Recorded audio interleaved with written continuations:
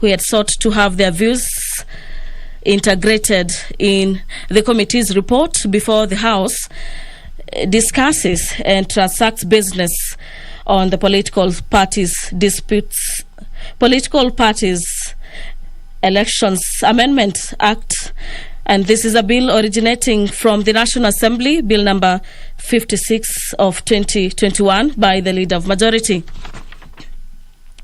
After the committee had its sitting yesterday, a lot of new clauses had been arrived at in the bill, and just to highlight some of the new amendments in the bill is section 22 of the bill, the Political Parties Amendment Act, that previously provided for the insertion of a new part consisting of new sections of a political party. This includes matters party nominations, including methods of conducting nominations, the establishment of the structures of political parties. This is for the conduct of nominations, the participation of the registered members of a political party in its nominations, the accessing of registered members of a political party in its nomination, as well as the registered members of a political party. This is during the political party's nomination, the procedure for the conduct of the direct and indirect party nominations, the vetting of candidates. These are candidates contesting for party nominations, and the period within which the political party nomination disputes shall be resolved within the political parties. And under the new clauses, section 22B of the Act provides that at least 6 months to the date of a general election, the Judicial Service Commission shall appoint not more than 18 ad hoc members of a tribunal, whom shall be members and advocates of the High Court of Kenya of at least 7 years in standing, and 9 shall be professionals with outstanding governance, administrative, social, political, as well as economic and other records. The bill further provides that under section 2022B, the ad hoc committee of the tribunal shall hold office for a term not exceeding 1 year. The ad hoc committee shall also serve together with members of the tribunal appointed under section 39, and shall also be responsible to the chairperson of the tribunal. In the clause 23, in the new clauses, the bill provides that notwithstanding the provisions under section 23 of the Act that relates to the political parties dispute tribunal, previously the bill provided that the tribunal shall also hear and determine disputes relating to political parties nomination. Clause 23 further provided that for the hearing of disputes relating to a coalition political parties to be heard by the internal political parties dispute resolution mechanism. And now under the new clauses, the bill provides that notwithstanding further the previous provisions, that the tribunal shall not hear or determine a dispute unless a party to the dispute adduces evidence of an attempt to subject to the dispute to the internal party political dispute resolution mechanisms.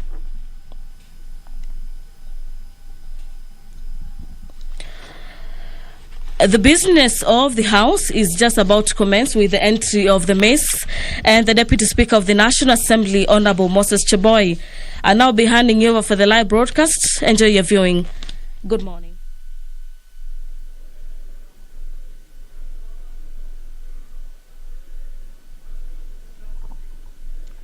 Let's pray. Almighty God, who in your wisdom and goodness have appointed the offices of leaders and parliaments for the welfare of society and the just government of the people, we beseech you to behold with your abundant favor as your servants, whom you have been pleased to call to performance of important trust in this republic. Let your blessings descend upon us here assembled. Grant that we treat and consider all matters that shall come under our deliberations in so just and faithful a manner as to promote your honor and glory and to advance the peace, prosperity, and welfare of our country and of those interests who you have committed to our charge. Amen.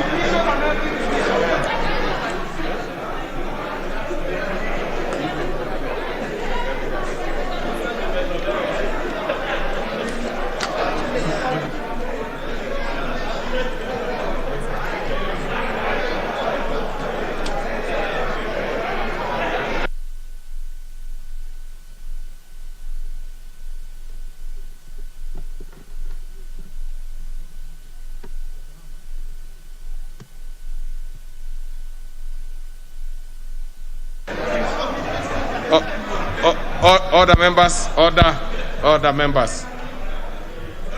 We surely have quorum, and we will proceed to the business of the day. But we'll hold briefly because there are a few things that we want to settle. But otherwise, we have the required quorum. So you'll give us just a minute to sort out something small here.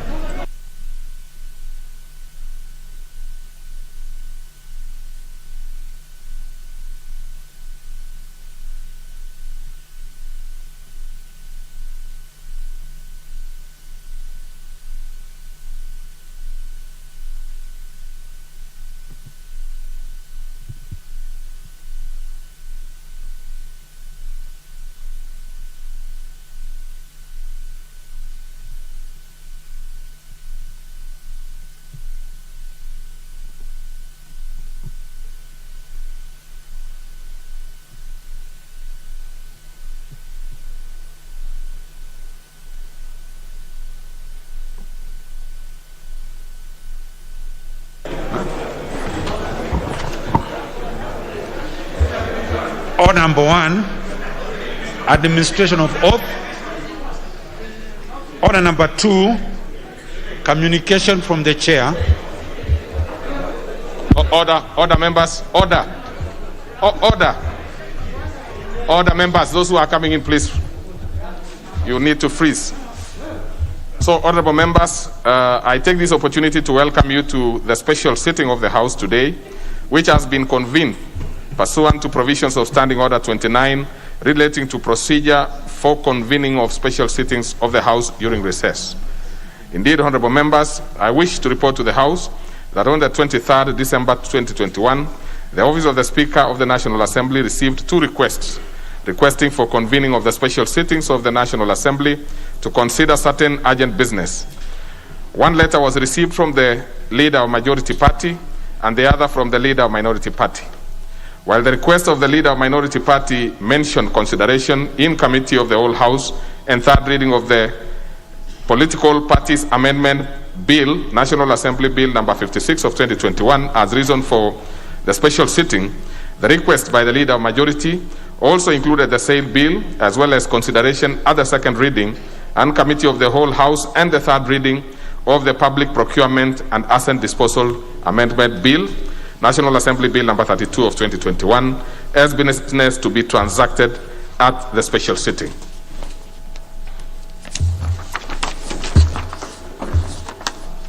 In keeping with parliamentary practice and taking cognizance of the fact that the business specified to be transacted is sponsored by the Leader of Majority Party, the Speaker could only honor his request. Consequently, and in keeping with the requirements of Standing Order 29, I did gazette the special sitting of the House today via the Kenya Gazette Notice number 14-165 of the 24th December 2021. In this regards, the special sitting of this House today are properly convened. Honorable members, the business to be transacted by the House during the special sitting today, as specified in the Gazette Notice I have referred to, indeed, as also notified to all members and public by way of newspaper notification published by the Clerk of the National Assembly on 24th December 2021.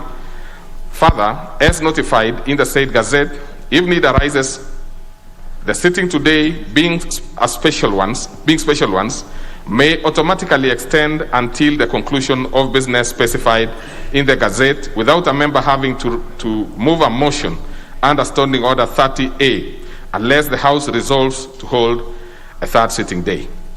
Honourable members, as notified during the last special sitting of the House of 21st and 22nd December 2021, in absence of the Speaker of the National Assembly, who is recuperating after a medical procedure, I will be presiding over the sitting of today also, assisted by members of the Chairperson's panel.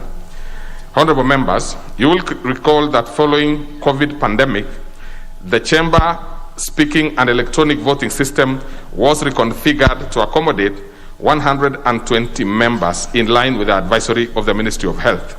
The advisory notwithstanding, there is need to allow members desiring to participate and take part in any vote or division called to do so. In this regard, honourable members, pursuant to the provisions of Standing Order 70, should there be any divisions called during today's sitting, a modified version of the roll call voting will be applied. This will involve members forming queue on either sides of the Speaker's seat to record their vote before the tellers and the clerks while observing social distance advisory. Further, should need arise, I will invoke the provisions of Standing Order 265D4 with respect to virtual voting.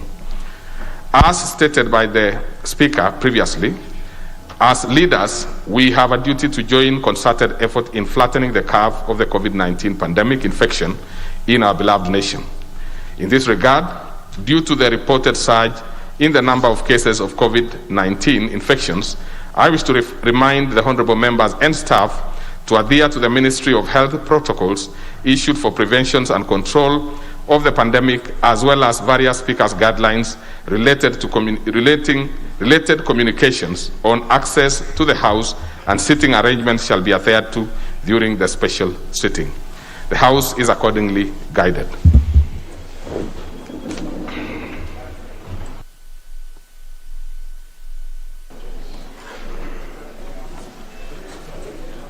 Next order. Order number 3, messages.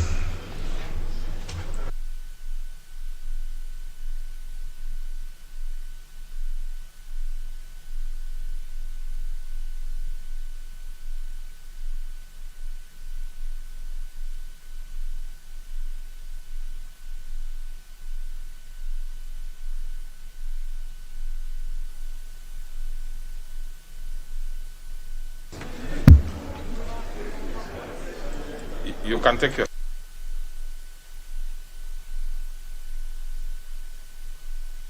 Honourable members, take your seats. At least those who are not interested in freezing.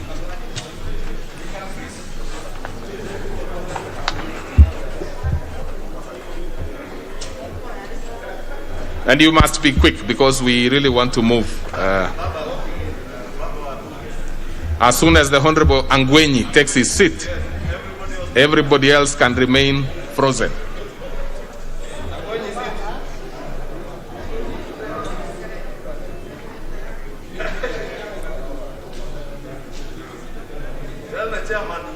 Now the two very senior members of the House, that's the Honourable Angwenyi and the Honourable Muturi Kigano down there, seem to be conversing very... You know, these are the two members who are the grandfathers of this House.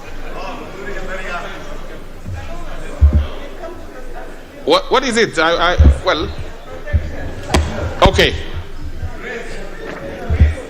Now the Honourable Amunyinyi will have to freeze. So, honourable members, pursuant to provision... Order.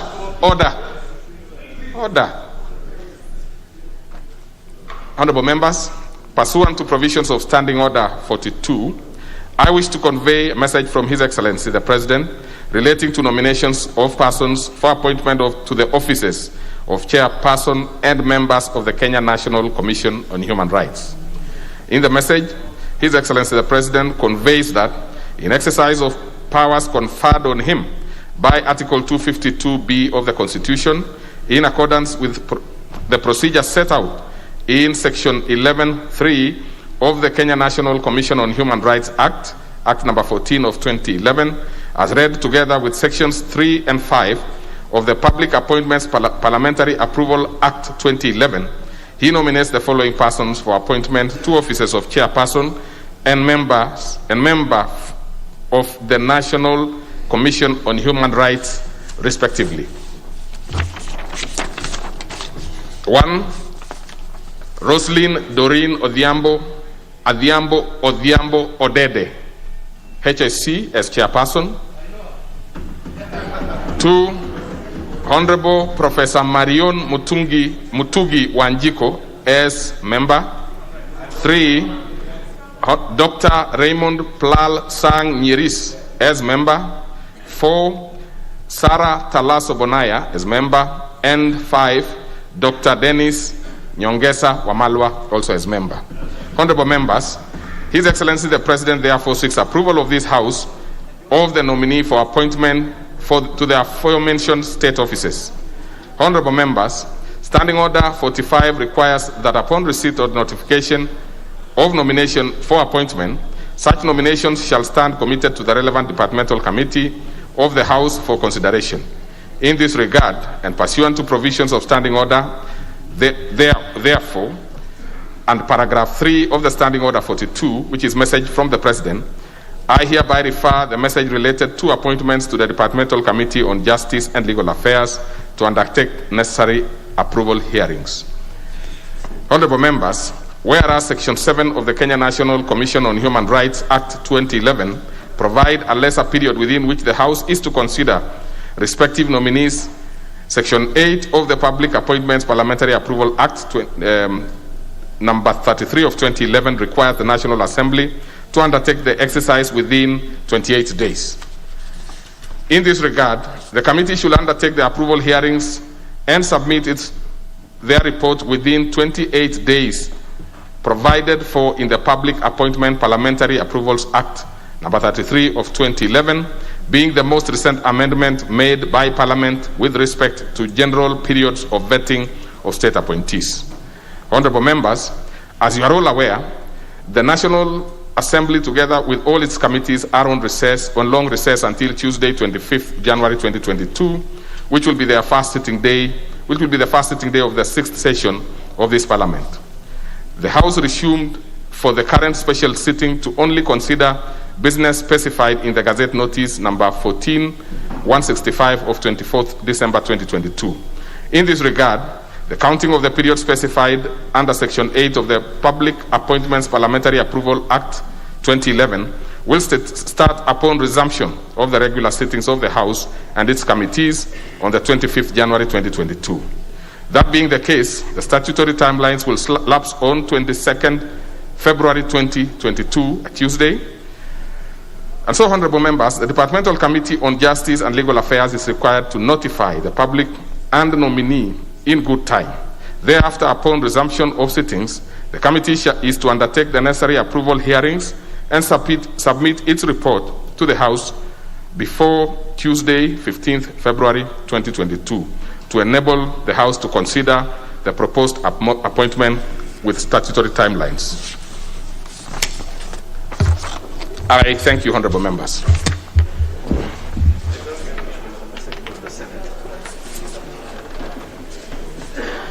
Honorable members, take your seats. There is still another message.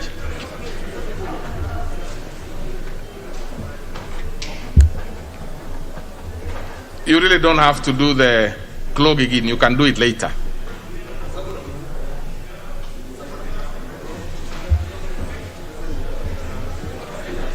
Order, members. Order. Order. Order. Order. Order, members. Honorable Jimmy Angwenyi.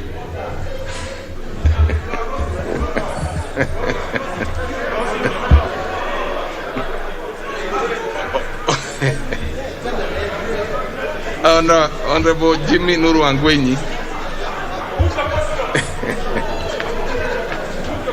So, order, members, order. Some things are best ignored, honorable members, so let's proceed. So, honorable members, pursuant to provisions of Standing Order 41 I wish to report to the House that I am in receipt of the message from the Senate regarding decisions of the Senate on the National Assembly's amendment to the County Government Grant Bill, Senate Bill number 35 of 2021. Honorable members, the message conveys in part that on Tuesday, 21st December 2021, the Senate considered the amendments made by the National Assembly to the County Government Grant Bill, Senate Bill number 35 of 2021, and rejected the said amendments. The honorable members, you will recall that the County Government Grants Bill, Senate Bill number 35 of 2021, which largely seeks to provide for allocations of conditional grants to the county government for financial year 2021-2022, and also to provide for responsibilities of county governments pursuant to such allocations, amongst other purposes, was passed by the National Assembly on the 2nd December 2021 with amendments. The National Assembly made its amendment to the title of the bill, Clauses 1, Clauses 2, Clause 3, Clause 4, Clause 8, Clause 9, first and second schedules. The amendments were thereafter forwarded to the Senate for considerations. The Senate, having rejected the National Assembly's amendments, now effectively commits the bill to the Mediation Committee in terms of Article 112(2)(b) of the Constitution. Honorable members, Article 113(1) of the Constitution requires the speakers of both houses of Parliament to appoint a mediation committee comprising of equal number of members of each house to attempt to develop an agreed version of the bill for consideration by the houses of Parliament. While forwarding the message to the National Assembly, the Right Honorable Speaker of the Senate did also convey that he has appointed the following senators to the Mediation Committee. The Honorable Senator Kabiru, MP. 2, Senator Moses Wetangula, MP. 3, Senator Mutula Kilonzo Jr., MP. 4, Honorable Rose Nyamunga, MP. 5, Honorable Farhia Ali, MP. Honorable members, having consulted with the leadership of the majority and minority parties, the National Assembly, I hereby appoint the following members to represent the National Assembly in the Mediation Committee to consider the said bill. 1, the Honorable Kanini Kega, MP. 2, the Honorable Dr. Kunyidhia Mutunga, MP. 3, the Honorable Naisula Lesuda, MP. 4, the Honorable Millie Odhiambo Mabona, MP. And 5, the Honorable Dr. Makali Mulu, MP. With this development, the Mediation Committee on the County Government Grant Bill, Senate Bill number 35 of 2021, is now fully constituted. Honorable members, given the importance of the bill in the financing development programs in the county government under the conditional grants, I call upon members of the committee to embark on the process of developing a mediated version of the said bill within the timelines contemplated under Article 1133 of the Constitution. May I also remind the committee that pursuant to the established parliamentary practice, the counting of the 30 days period within which the committee should conclude its task will commence upon the first meeting of the committee. Further, it is advisable that in attempting to develop an agreed version of the bill, the committee confines itself to the aforementioned contentious clauses of the bill as well as any other consequential clauses. I thank you.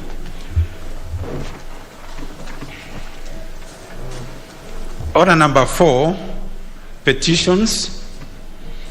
Order number 5, papers. The Chairperson, Justice and Legal Affairs, you have the floor. Thank you, Mr. Speaker. Mr. Speaker, pursuant to the communication on harmonization that you delivered on 22nd December, I have the honor to table the following paper on the table of the House today, Wednesday, December 29, 2021. Addendum report of the Departmental Committee on Justice and Legal Affairs on its consideration of the Political Parties Amendment Bill, National Assembly Bill number 56 of 2021. Thank you. Very well. What is it, the Honorable Duale? The Speaker, I stand on Standing Order 83 for you to make a ruling on the report that has just been tabled by the chair of the JLAC, and in more so, and in as far as recommendation 2 is concerned, Mr. Speaker, and I hope the clerk of the National Assembly will give you a copy of that report so that you be with me when I raise my issues. Honorable Speaker, Article 93, Article 94, and Article 95, and Article 109 of the Constitution spells out the legislative role of a member of the National Assembly.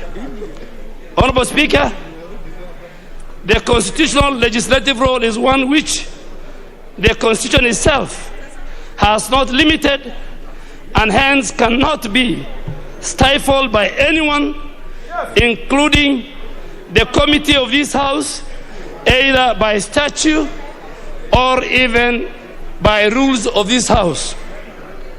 It is therefore within the constitutional right of a member of this House to propose amendments. I am on a point of order, Mr. Speaker. Honorable TJ, you are aware and you know you are quite a seasoned member of this House. Let us do this. Let's allow the Honorable. I'll give you your opportunity, but allow him to conclude. I'm sure it will not take another minute. No, Mr. Speaker, I mean, it's a matter that I have researched on, and for record of this House, the Speaker and Honorable TJ should give me my space. So, Mr. Speaker, it is only the Speaker who can order for the withdrawal of proposed amendments if the proposed amendments fall on 3 things, Mr. Speaker. 1, where the proposed amendments are unconstitutional. 2, where the proposed amendments have a money bill provisions in terms of Article 114 of the Constitution.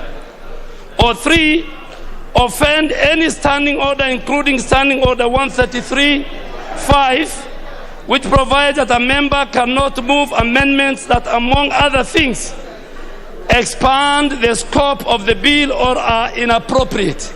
Those are the only 3 instances, Mr. Speaker, where the Speaker of the National Assembly can reject an amendment by a member.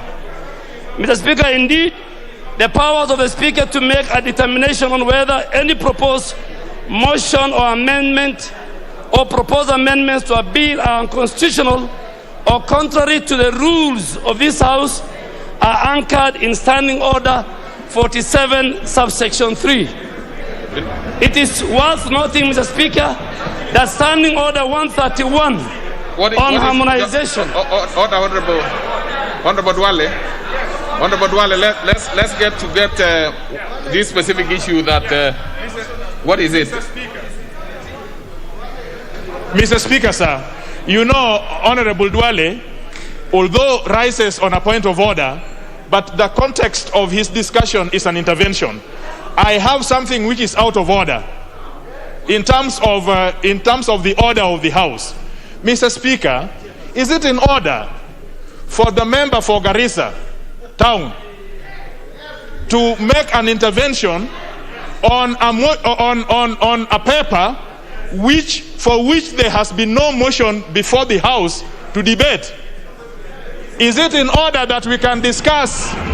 Is it in order that we can discuss a paper laid before us in anticipation of debate without a motion, a proper motion brought before us for debate? Is that in order? Now, the Honorable Kajuang, and take your seat, Honorable Duale. The Honorable Kajuang. First of all, I have not heard the Honorable Duale asking the House to discuss this particular thing. What he's actually doing is seeking the Speaker's ear. But even as he does that, you also must be very clear, Honorable Duale, even before you finish. You must also be very clear, because you have indicated that the Speaker can only do this and that. Is there anything the Speaker has done thus far? Absolutely not. So in terms of And as you do it, the Honorable Duale, because as you finish, I also want you to look at the order paper for today. So probably you'll be able to see whether there are any issues that are arising. But in due time, the Honorable Duale, in due time, I'll be making a communication to to give you directions on how we are going to handle the committee of the whole House. So you can finish having that in mind.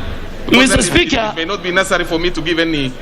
As the member for Garissa Town, I have all the rights to seek guidance from the Speaker. And Mr. Speaker, Honorable TJ Kajwan should relax. You are not there to interpret. You don't read my mind. You didn't sleep where. You are not in my house when I was drafting this. So relax. You are the member for Ruaraka. I am the member for Township. Have your space. I will give you your space. Mr. Speaker, my matter is on the report which has been tabled. And Mr. Speaker, all that I'm asking, if you read recommendation 2 that says this committee of JLAC recommends that the amendments of the following members should not be discussed. That, Mr. Speaker, having read for you the 3 categories, that should be expunged from the report that was tabled, and you must give direction. And Mr. Speaker, it is not the power of the committee. A committee, Mr. Speaker, is an extension of the House. A committee cannot deny me outside the 3 items. Okay. 133(5), 114 of the Constitution, and where the matter is unconstitutional. Okay. Mr. Speaker, if we allow this to continue, it will set a bad precedent, and I ask you to expand recommendation 2 so that we can move and execute our amendments at the Committee of the Whole House. Okay, Honorable Otienda Amolo, what's your point of order? Honorable Dr. Otienda. Thank you. Mr. Speaker, other than the fact that the chair of JLAC has only tabled the report, and therefore any issue in terms of the report cannot arise before the debate starts. The point here, Mr. Speaker, is that the Honorable Duale stood under Standing Order 83. Standing Order 83 is not a substantive provision. It's an enabling provision. He needs to cite to you which standing order he's standing under so that he points out what is out of order. Standing Order 83 is merely enabling, and actually, Mr. Speaker, it only allows you to intervene when another member is contributing. No member was contributing. So, Mr. Speaker, I urge you to rule the Honorable Duale out of order, and we proceed. Now, really, honorable members, this morning I would not expect at all that we are going to get bogged down on technicalities. I have asked the Honorable Duale to look at the order paper. Even those particular proposals that have been given by the chairperson JLAC and his committee have not been factored in terms of what is in the order paper. All the members who have made their request to make amendments are going to have their say. Other than those, of course, which will be on technicality, be struck out for various reasons, which I will read. And there are not many. So there should be not a problem at all. Yes, there should be not a problem on that. This is, you see, committee is committee of the House. The House has the power over committees. So there should be no issue at all. What is it, Honorable Ishungwa?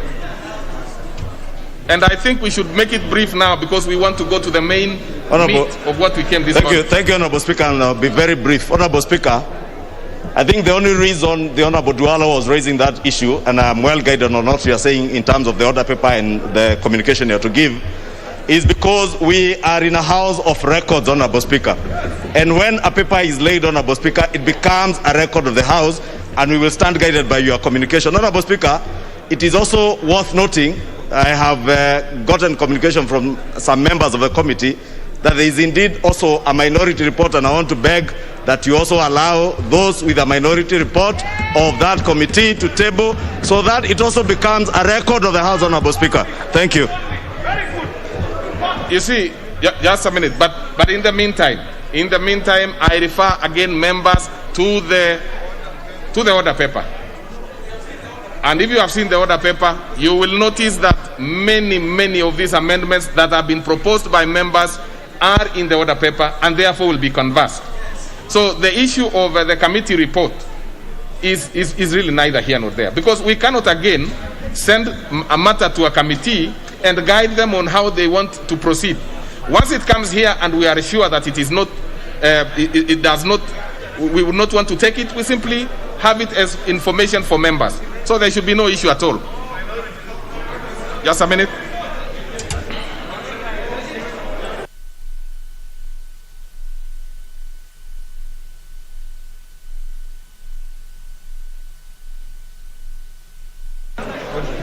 I am on the issue of the Honorable Ishungwa, I am trying to confirm the minority report. And minority report is always tabled together with the report. So for as long as it is part of the report, then you can discuss it at the committee stage. So I'm going to confirm that now. All the members, just relax. We are looking at it very keenly. So I have to confirm that.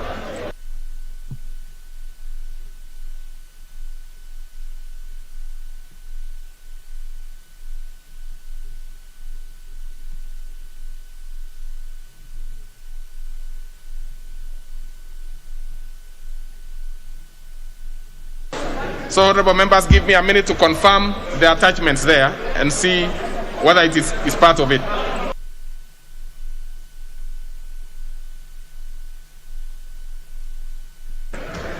So, honorable members, the report is being photocopied.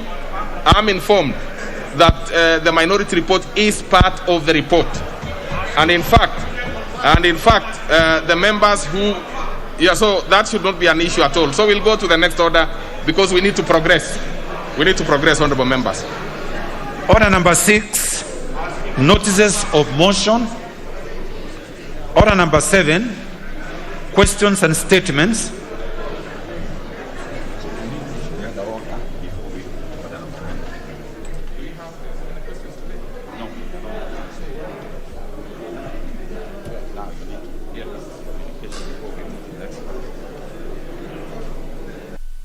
So, honorable members, before we move to the next order, order the honorable, who is that member?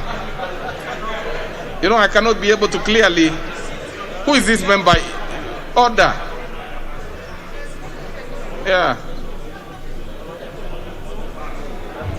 Order, Honorable Peris Tobiko, I understand you cannot, but let me not say what I wanted to say. Just take your seat.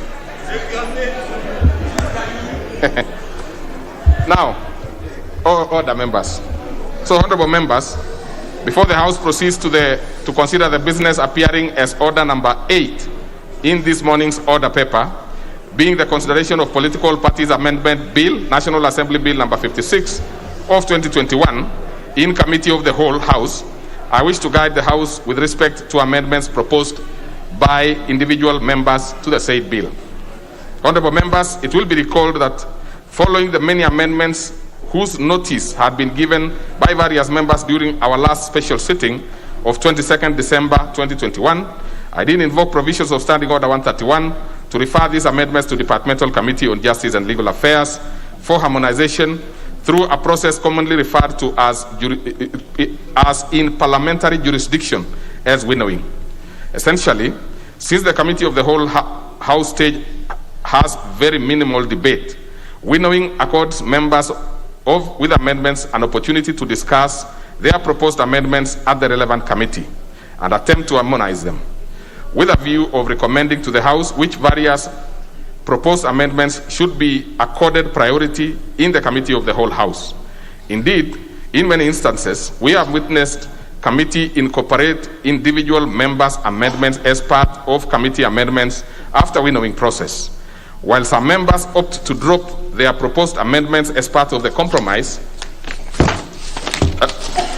they drop as part of the compromise. Regrettably, honorable members, I am informed that by the chairperson of the committee that while some members attended and discussed their proposed amendments with the committee, a number of other members either failed to turn up or left meeting before going through the harmonization process for reasons other or the other, for one reason or the other, despite the opportunity accorded to and directive of the Speaker.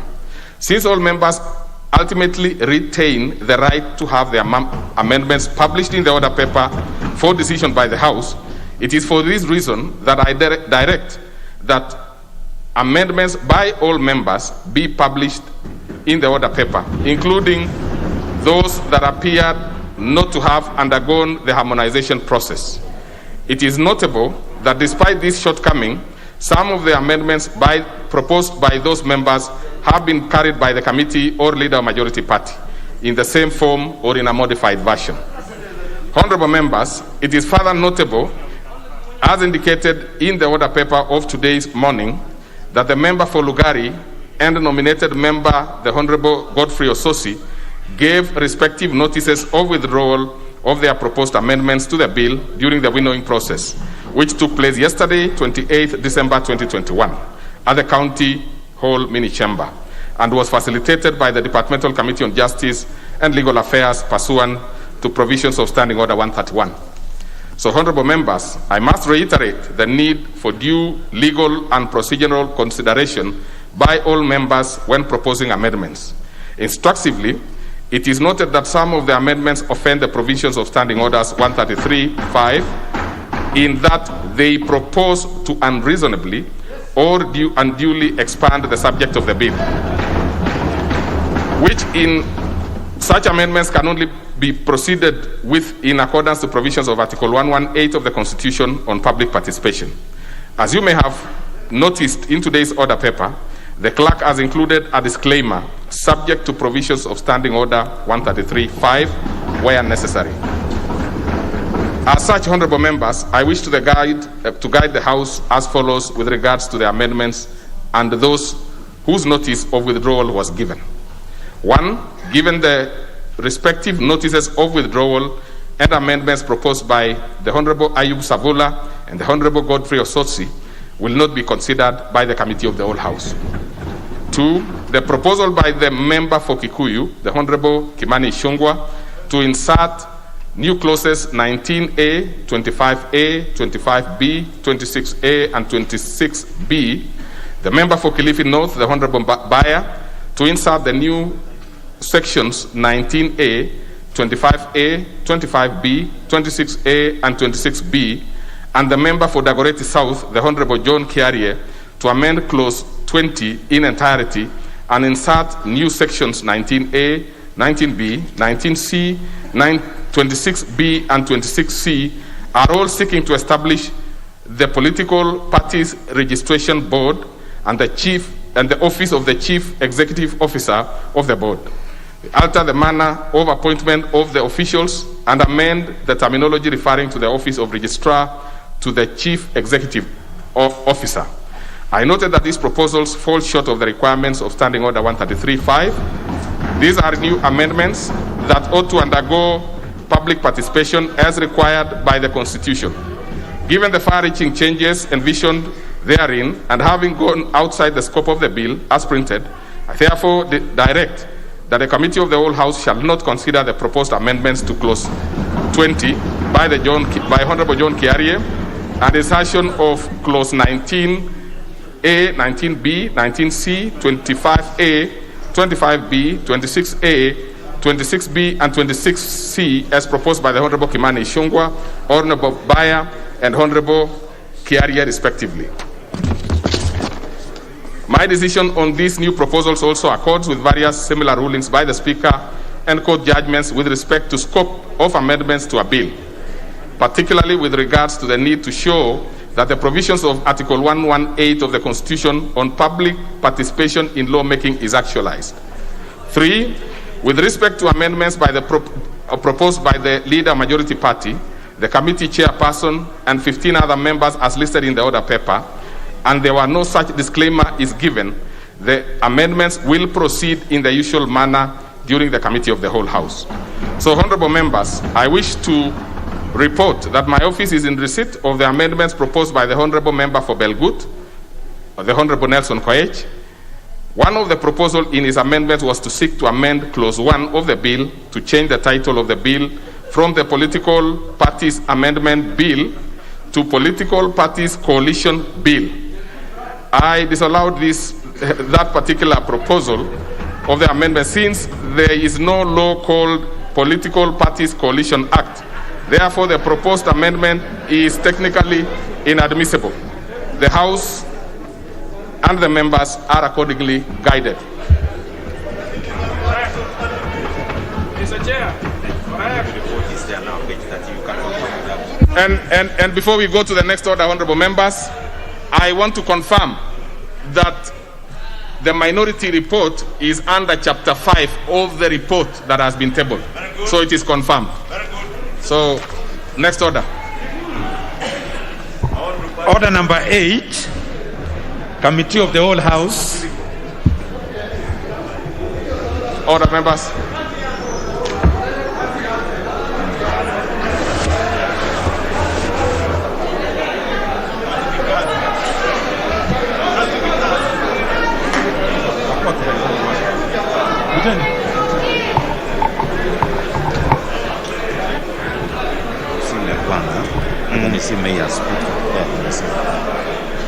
So they can now bow.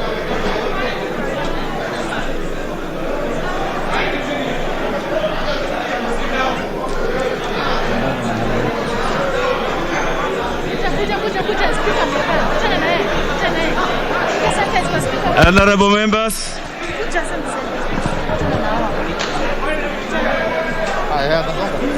order members, honorable members, we are now in Committee of the Whole House to consider the Political Parties Amendment Bill, National Assembly Bill number 56 of 2021. Honorable members, I would just like you to relax. I would like you to relax, honorable members. Take your seats. I know there is quite a bit of excitement around this particular business, but it is our business. This business belongs to this House, and it will be dealt with in accordance to the rules of this House. So, honorable members, just relax. I will endeavor to be as fair as possible to all the members that have something to say to this business.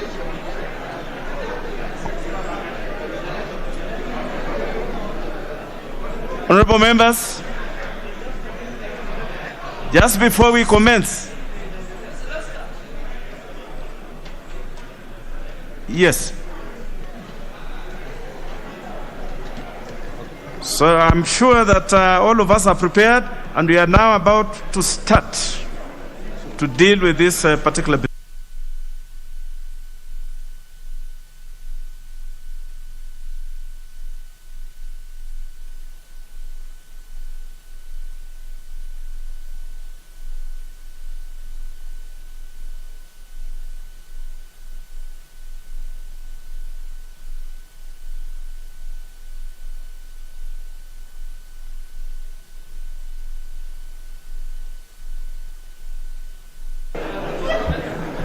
Members, now taking into account the enormity of the business that is before us, but it's just normal business, I want to give this guidance just so that everybody is on the same page. And we'll be allowing probably about 4 members to make contributions on every item that will be before the House. 4, so that we shall have at least 2 from each side. At least 2 from each side. And then once we do that, if there's anything, then we'll give the business to the House to make a decision one way or the other. So we shall be fair. Clause 3. I propose that Clause 3 be part of the bill. There is a proposed amendment by the Honorable John Mutunga and another one by the Honorable Alice Wahome. We shall take off with the one by the Honorable John Mutunga. And the direction is that if the one by the Honorable John Mutunga succeeds, then the one by the Honorable Wahome will be dropped. The Honorable Mutunga, you have the floor. Thank you, Honourable Speaker, for the opportunity to move my amendment. It's clause 3. Honourable Speaker, my amendments in clause... Honourable Chair, my amendment basically looks at clause 3, especially section 4A. I propose that we add the word equity through. Honourable Speaker, if we read that particular clause, it does not seem to bring the meaning. And I wish to read that particular clause, Honourable Speaker. Clause 3, section 4A. Section 4A, Honourable Speaker, reads like this: that a political party may recruit and so on and so forth. I'm talking about C, part C. Part C reads promote representation in Parliament and county assemblies of women, persons with disabilities, youth, and so on and so forth. Honourable Speaker, I believe, Honourable Chair, I believe what we are trying to promote here is equity in representation. The Honourable Chris Wamalwa, hold your horses. Let him finish moving. I'll allow you to speak after he finishes moving.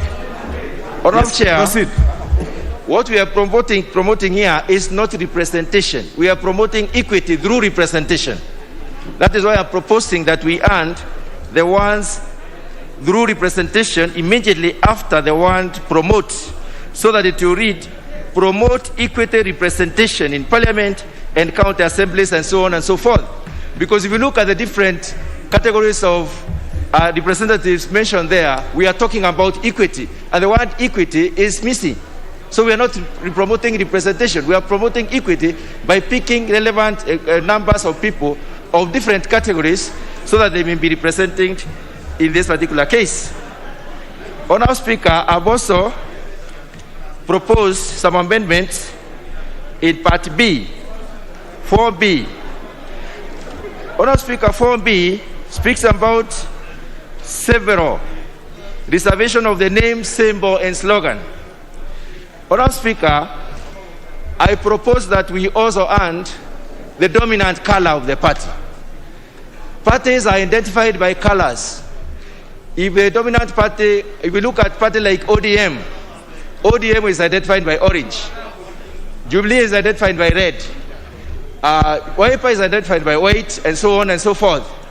If we leave dominant color, there is a likelihood that people will take up other parties' colors later on, and we can have confusion.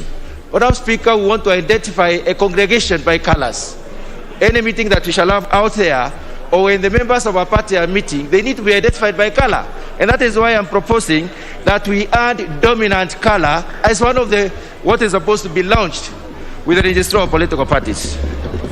So in all situations where we are referring to the slogan, the symbol, and where we are referring to the slogan, the symbol, and the name, we also add dominant color. Honourable Speaker, I submit.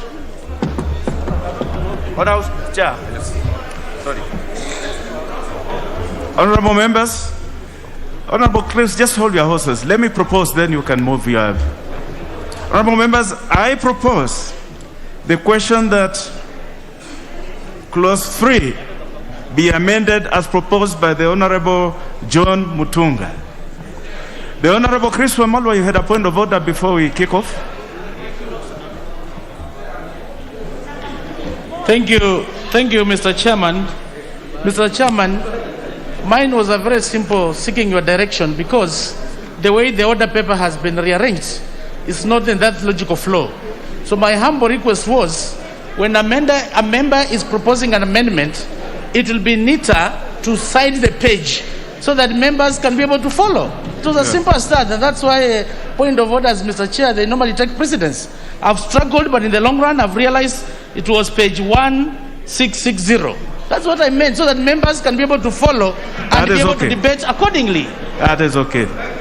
That is in order. We shall now have contributions.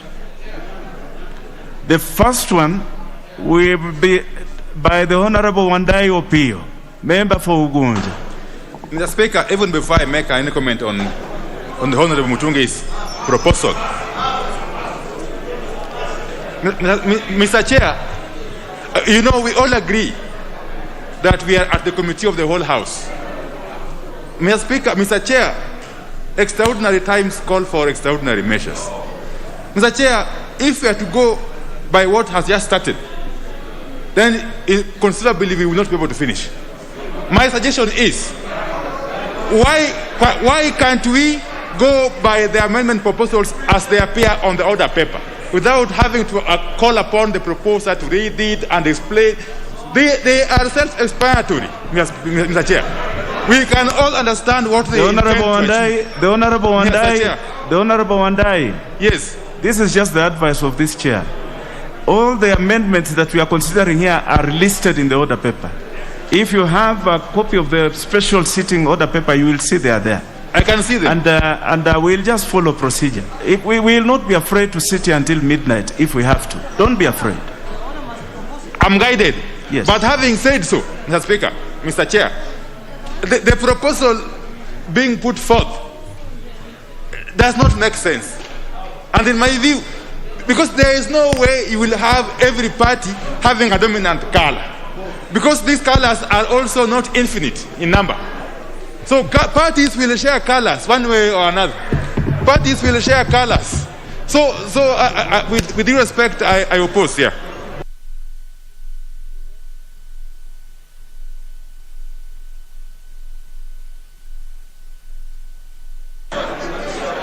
The next contribution is by the Honorable Kositani, member for Soy. The member for Soy.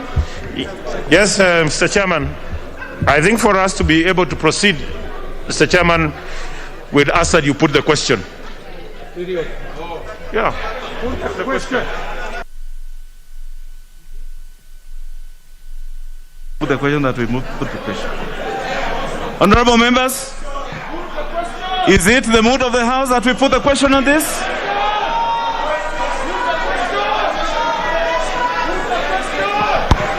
Honorable members, the Honorable Member for Soy has requested that we put the question on this. Is it the mood of the House that we do so? Will as members of that opinion say aye? Will as members of the contrary opinion say nay? The ayes have it.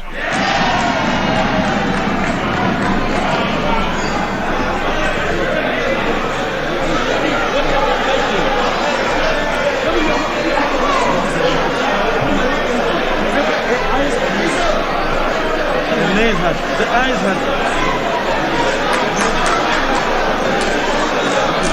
So we go to division.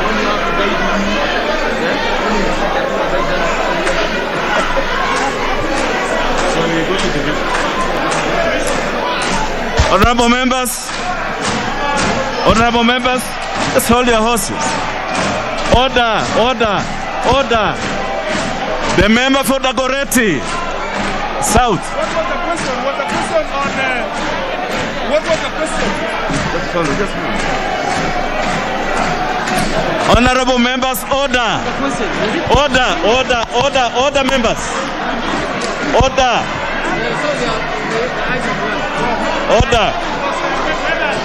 Yes.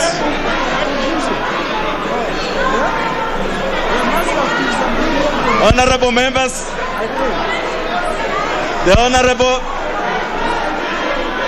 honorable members, just hold your horses.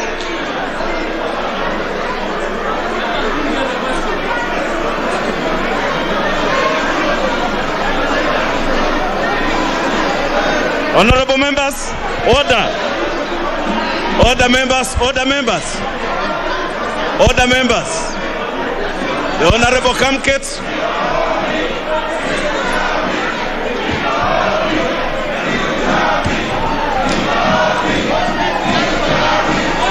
Honorable members, let us have order. This is the direction, honorable members. The question that was put, honorable member, the question that was put was this. The question that was put was this, on whether to put the question on the Honorable Mutunga's amendment. So now we shall proceed to now consider the proposed amendments by the Honorable Mutunga by putting the question on it. What the Honorable Kositani had requested was for the question, whether the question should be put, and that is what this chair did. So now we shall proceed to put the question on what the Honorable Mutunga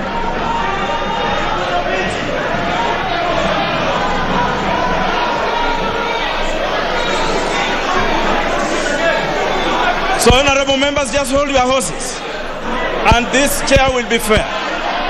So now that's that question.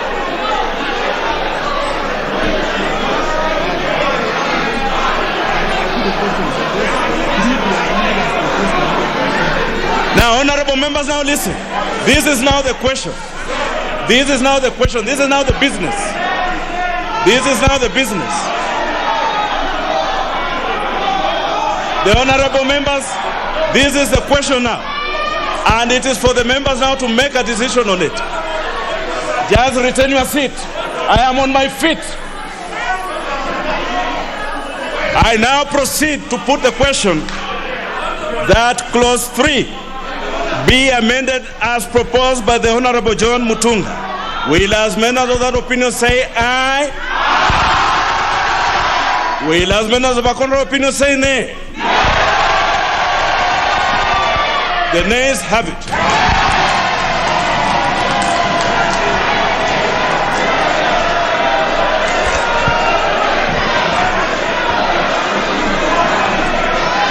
Honorable members,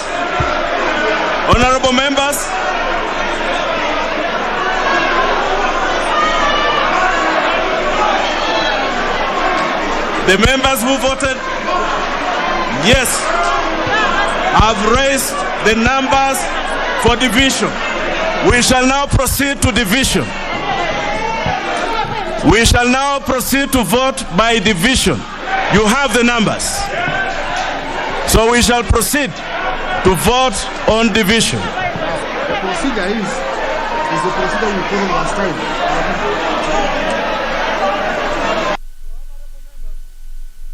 Honorable members, we shall have tellers. We shall follow the procedure that was followed in this house last week. Just prepare yourselves.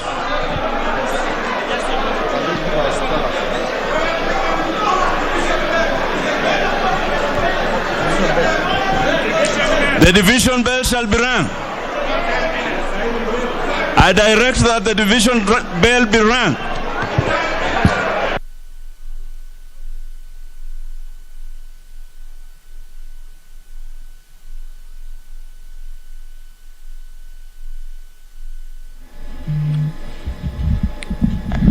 The Honourable Member for Luanda, Honourable Chris Omulele, currently chairing the committee stage of the Political Parties Amendment Bill, has ordered that the bell be rung to allow members to vote on an amendment proposed by Tigania West Member of Parliament, John Mutunga. There has been divisions in the House as divergent factions objected to the ruling of the Speaker, of the Chair rather, that ruled that the nays had their way in the amendment by the Tigania West Member of Parliament. The MP sought to have clause 3 of the bill amended. The ayes side should give us 2 tellers. The nays side should provide us with 2 tellers. So immediately after 5 minutes, I want to see 2 tellers from the ayes. I want to see 2 tellers. I want to see 2 tellers from the nays.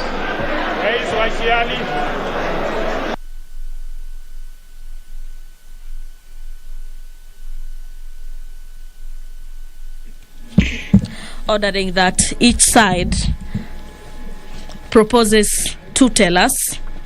This is to allow for the voting process to kick off. This followed a dispute that led to a division on this particular amendment by Honorable John Mutunga for Tigania West. And in his amendment of Clause 3 that is sought to be harmonized into the bill, the MP was proposing that in the Section 4B, dominant color be inserted after the word symbol on the marginal vote.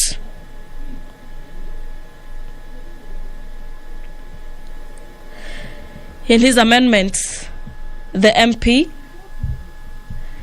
says that if parties are allowed to sort of have dominant colors as their symbols, that would lead to political parties capturing and taking the dominant colors of other political parties.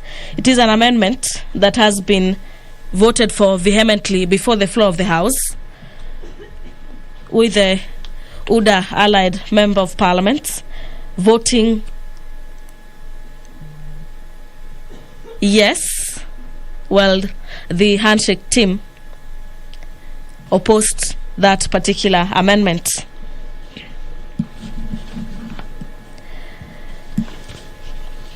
There are also other amendments that were shot down in the ruling by the Speaker, and one such amendment was an amendment proposed by Dagoretti North Member of Parliament, that is John Kiarie, that had proposed that the political parties amendment bill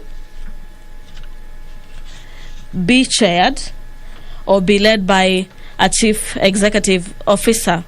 That was a proposal that was shot down at the committee level and also in the Speaker's communication this morning. Members of the National Assembly are currently aligning themselves into different factions, waiting for the roll calls to get to vote on that particular amendment by Honorable John Mutunga.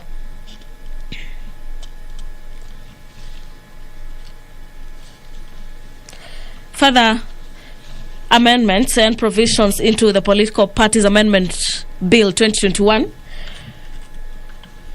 is an amendment by Honorable Joseph Limo, who intends to move an amendment on the Political Parties Amendment Bill 2021 that is currently at the committee stage.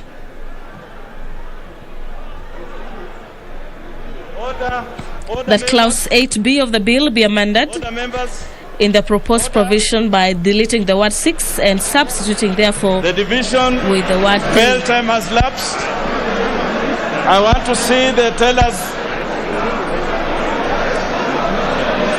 The tellers. Honorable members, the Honorable Pukosa is one of the tellers, and the Honorable Washiel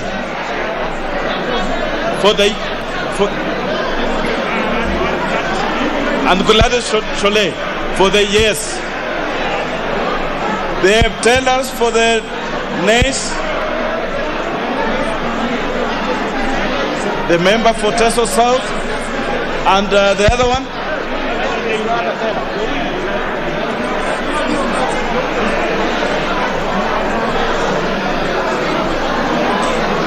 The other one for the nays. They are all here. Honorable members, let us make progress. Order members. Order. The member for Kikuyu. The member for Kikuyu and the member for Kajiado. Let us have order in the house. Order members. Members, we are now ready to vote.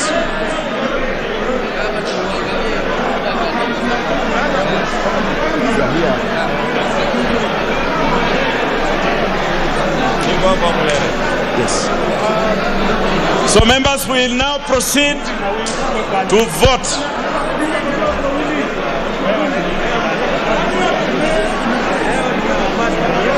So you write the names? Yes. Yeah.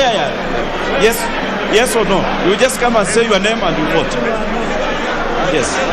So, honorable members, order. Honorable, the members who are on the gallery. The Honorable Wangwe. Let us proceed to vote.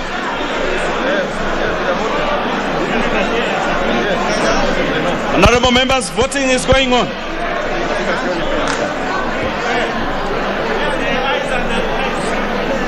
You just come forward and vote.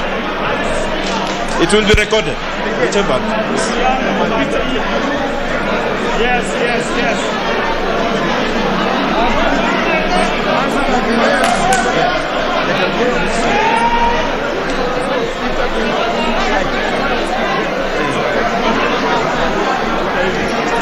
Honorable members, the yes is on my right here. The no's are to my left here. Yes to my right here. No's to my left here. Let us vote. You give your name and you indicate the way you are voting. The yes are to my right.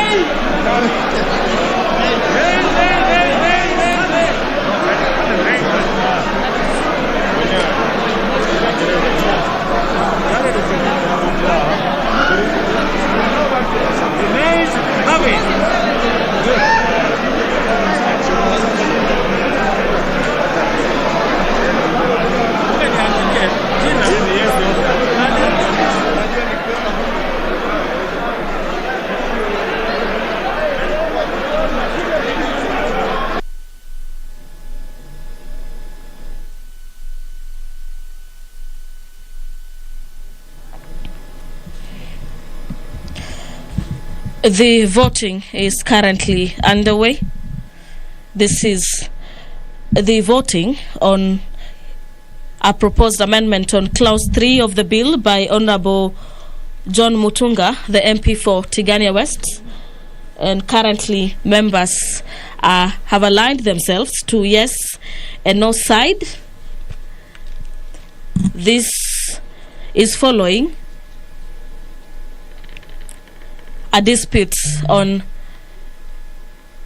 the vote that was put by the chair of this particular session, that is Honorable Chris Omulele. And Clause 3 of the bill proposes to insert a section on the roles of the political parties, including the recruitment and enlistment of members, mobilization of citizens and decision making, insertion to also provide for a new section for the reservation of a name, slogan and symbol of a particular political party for 90 days. And in the proposed amendment by Honorable John Mutunga, he proposes that Clause 3 of the bill be amended in the proposed Section 4A by inserting the word equity through immediately after the word promote. The MP proposes the insertion of the words dominant color immediately after the word symbol. He also proposes that the words dominant color immediately after the word symbol in Clause 1, and insertion of the same dominant color immediately after the word symbol where it appears in Clause 2 and further in subclause 3. This is an amendment that has been received with diverse reactions among members currently in the chambers that led to the directives given by the Speaker, which were that the nays took the day, being contested by the opposing side that feels that the ayes have it, leading to the division bell being rung for 5 minutes to allow for members to sort of align themselves with either the yes or the no side, and to allow for the roll call be taken. And that particular amendment will be decided on by the number of votes each side will have garnered by the end of this particular exercise. So currently in the chambers, members of the National Assembly are enlisting themselves with the clerks of either side to ensure that they are enlisted on the side that they have taken this morning.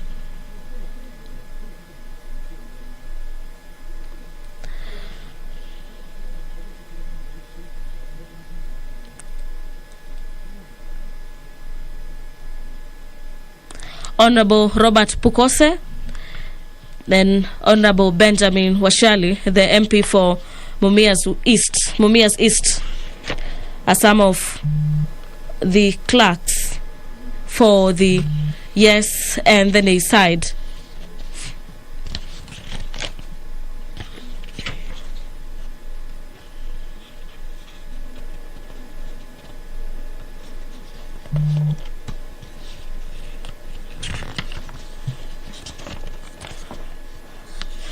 There was also a proposal before the floor that an MP does not get to highlight what he proposes in the amendment, and that the House moves to vote on the amendment as it appears on the order paper. And the Speaker ruled that the House is accordingly guided, and it will proceed as it had started on the consideration of the 27 amendments on the Political Parties Amendment Bill, and will conclude on it as it is, and will have to stay as late as it might require the House.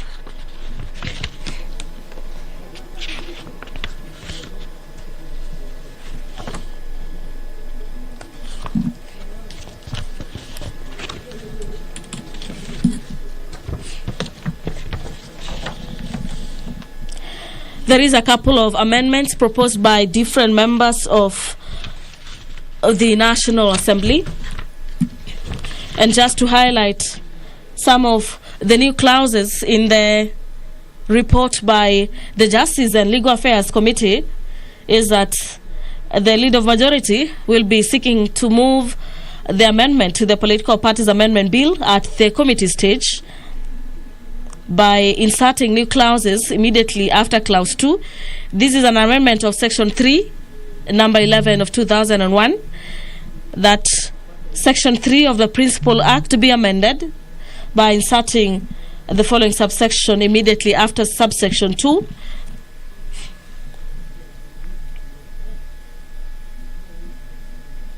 That a citizen of Kenya who has attained the age of 18 years may, subject to the provisions of the Act or any other law, join a political party. This is upon A, payment of the party's membership fee, and complying with any other requirements as prescribed by the political party. Clause section of the bill proposes an amendment to section 26 of the 2011 Act, providing for the insertion of a new subsection immediately after subsection 1, And this will allow the monies to be allocated to a coalition of a political party distributed by the registrar. This is in accordance with the coalition agreement. Subsection 3A, a party agent, a contracted person, or any other person in furtherance of the objectives under subsection 1, after the word staff.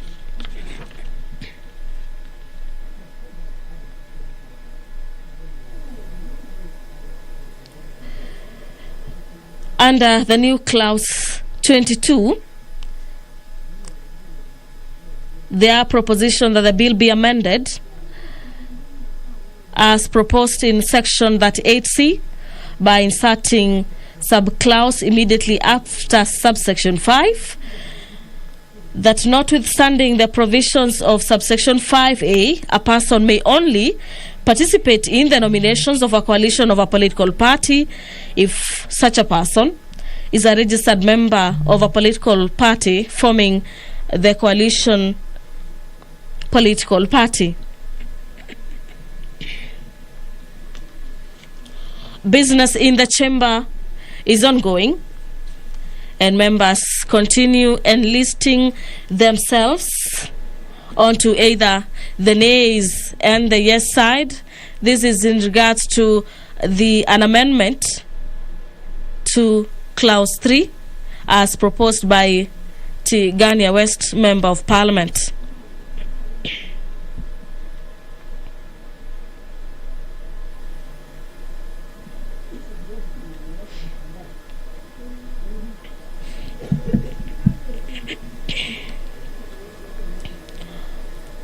Clause 10 on the propositions in the new proposals is that a political party shall, before expelling a member under subsection 1, notify that particular member in writing. This is in regards to the provisions allegedly contravened and the particulars of any conduct related to the contravention. Part 3 says that the party shall inform the member of his or her right to appear and be heard before the relevant organ of a political party, either in person or through the legal representative. Section 3 proposes that the party shall afford the member the opportunity to be heard within a period of not less than 90 days from the day of that particular notice. This is in regards to a proposal that a party might or is given rights to expel one from a political party membership list if they happen to support ideologies of a different political party. A party holding an elective position who is expelled from a political party under section 3 shall continue to hold office. This is for the remainder part of his or her elective term, independent of any political party. And the expulsion from a party of a person elected to Parliament or to the County Assembly shall continue or shall constitute a ground for the recall from office of that particular person.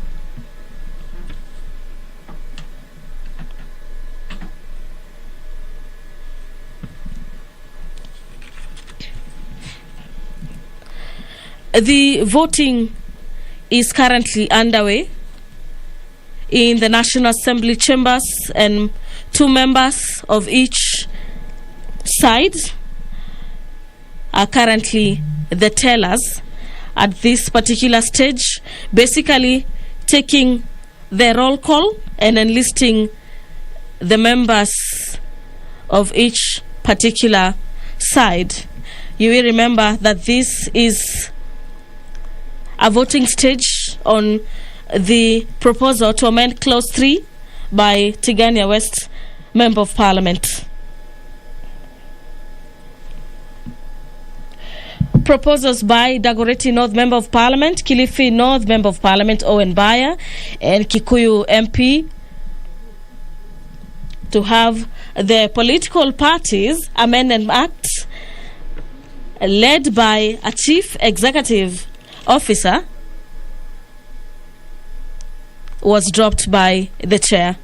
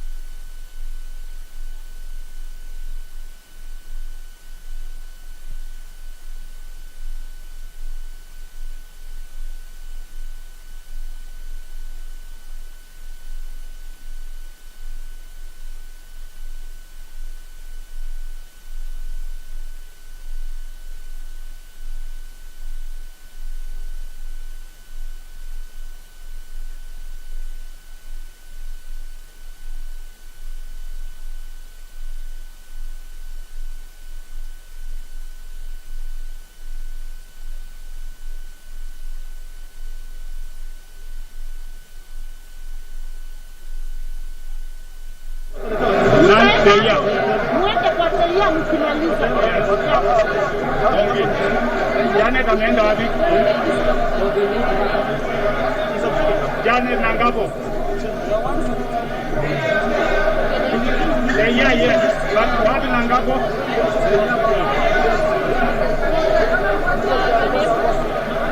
My name is Aden Duale.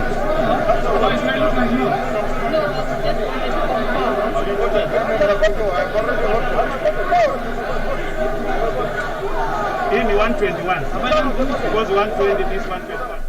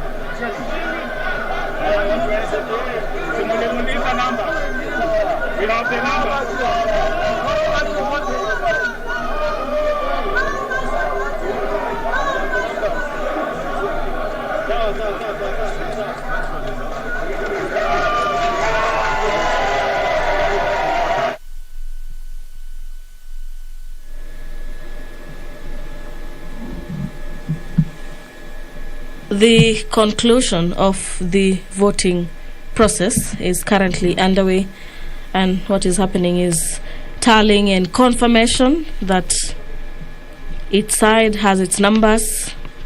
That will be followed by the announcement of the chair of this session of the Committee of the Whole, who happens to be Honorable Chris Somulele. There are tellers on each particular side, led by Honorable Peter Mwathi, the MP for Limuru, Robert Pukose, the MP for Endebess, Benjamin Washali, the MP for Mumias West, and Jeremiah Kioni, the MP for Ndaragwa. Those are the 4 tellers on either of the 2 sides, and there appears to be some jubilation in the House, and we shall be waiting for the chair to make the communication as to what side has carried the day. Go back to your seat. Honorable members, just hold on. You will dance. Just hold on. Honorable members, resume your seats. We have closed the voting. The tallying is going on. We will be delivering the decision as soon as the tallying is done. Just resume your seats. Honorable members, just hold. Everybody go back. Go back. Go back. The member for Alda, you are out of order. Go back to your seat. Go back to your seat. Honorable members, retain your seats. Go back to your seat. Acha mchezo. Resume your seat. The honorable nominated members and go back to your seat. The honorable Kabebeya, resume your seat. Resume your seat. Resume your seat. Sergeant at Arms, remove these members back to their seats. Tallying is going on. Once it is completed, we shall make a pronouncement on it.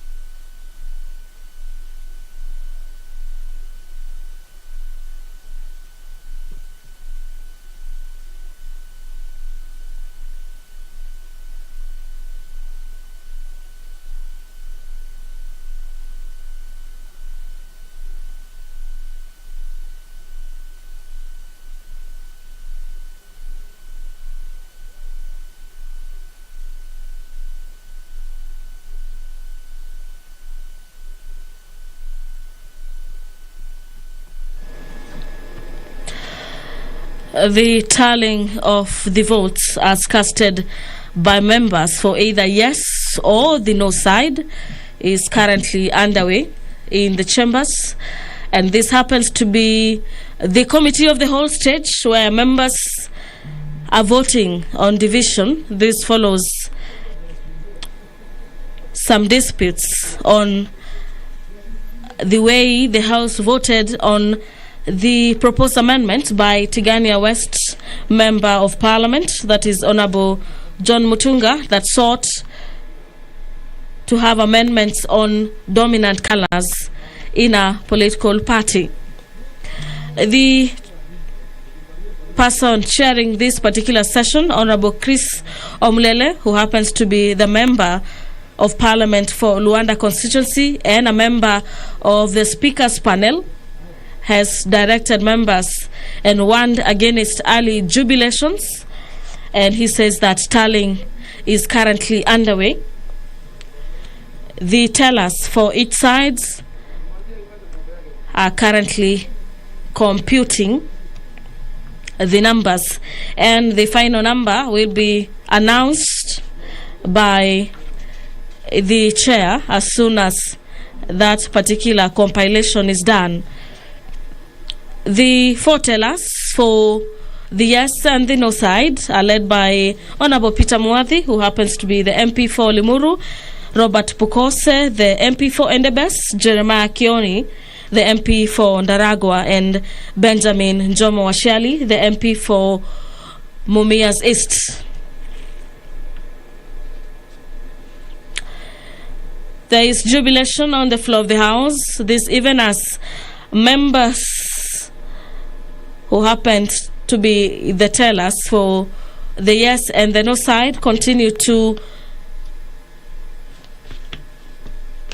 arrive on the final tally. This is of the number of MPs who have voted for the either yes or the no side of that particular proposal.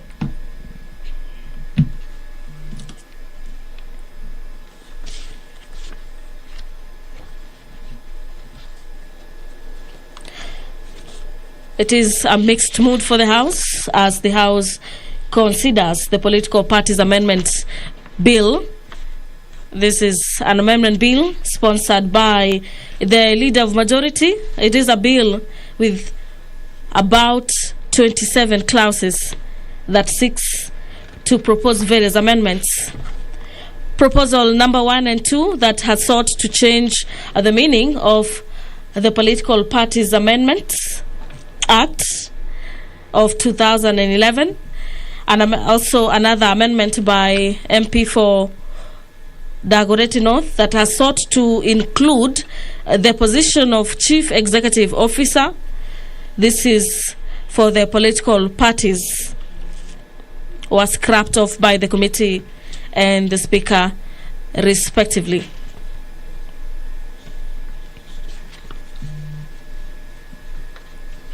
Tallying is underway in the chamber.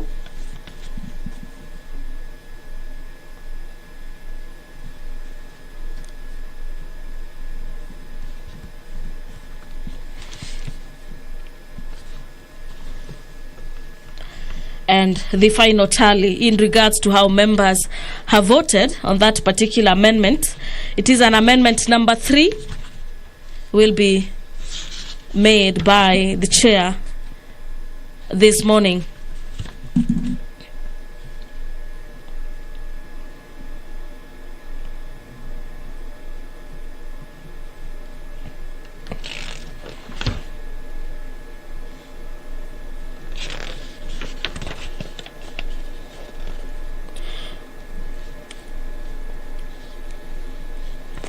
Some of the proposals that were made by Kilifi North Member of Parliament in regards to Clause 19 is the establishment of Political Parties Registration Board to be a body and a corporate body with perpetual succession and a common seal.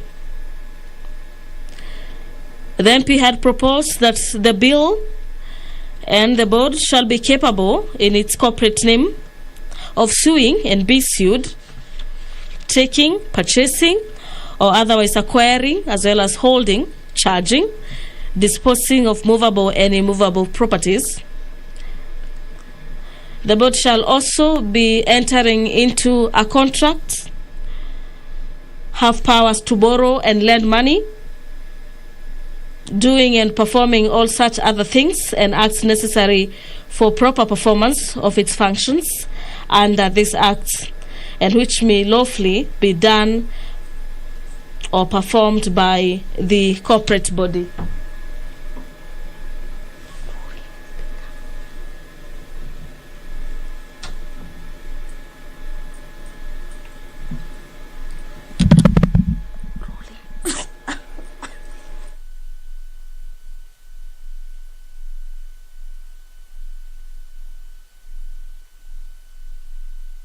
Executive Officer shall be responsible for the management of the day-to-day running of the board, and those who are some of the amendments that were shot down at the committee stage.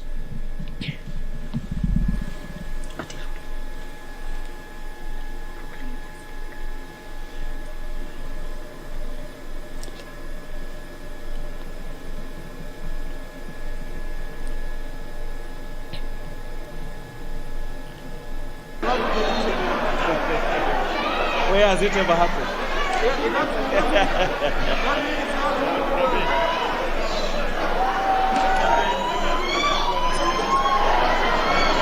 Honorable members, return your seats.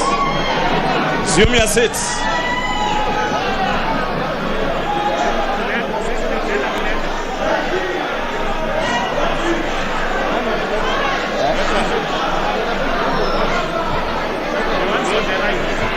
Honorable members, resume your seats.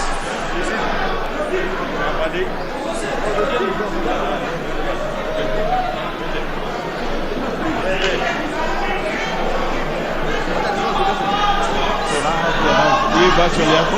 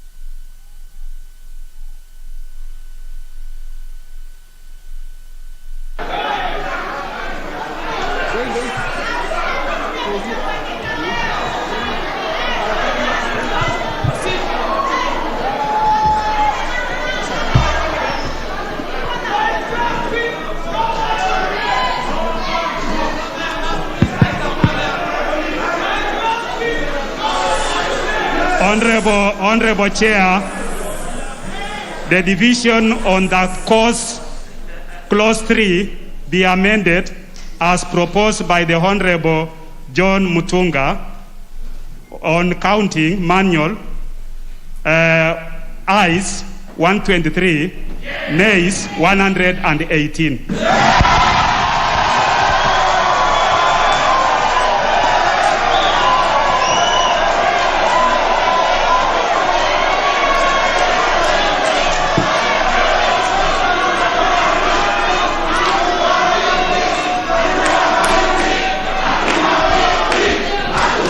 Just resume your seats. Honorable members, order. Order.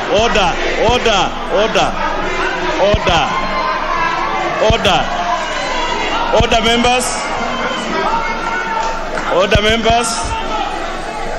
Order, members. Yes, this is the business of the House.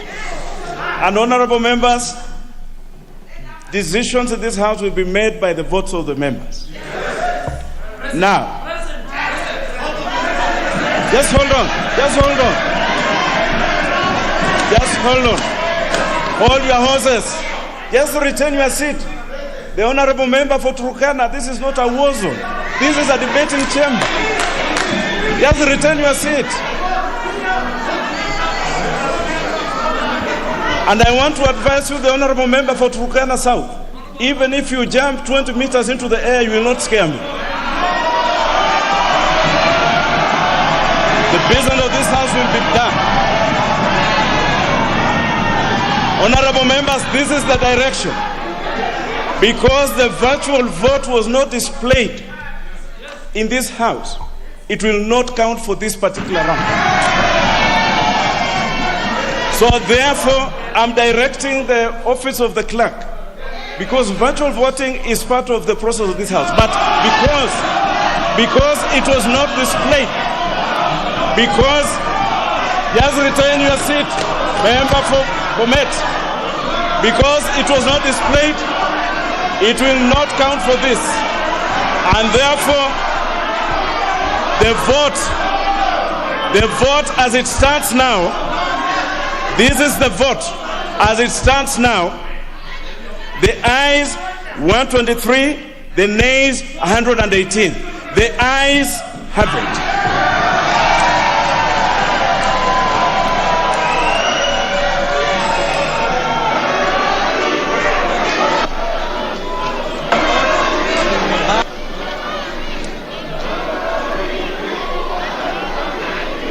and we move on to the next clause.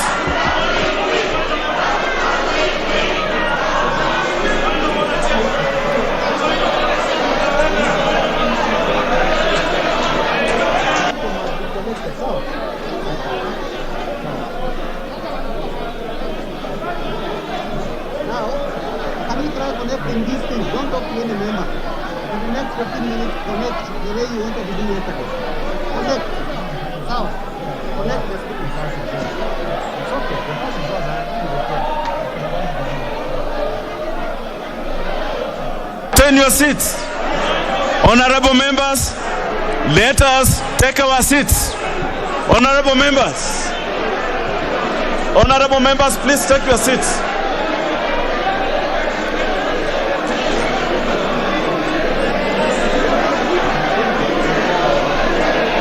The members on the gangways, kindly take your seats so that we can make progress.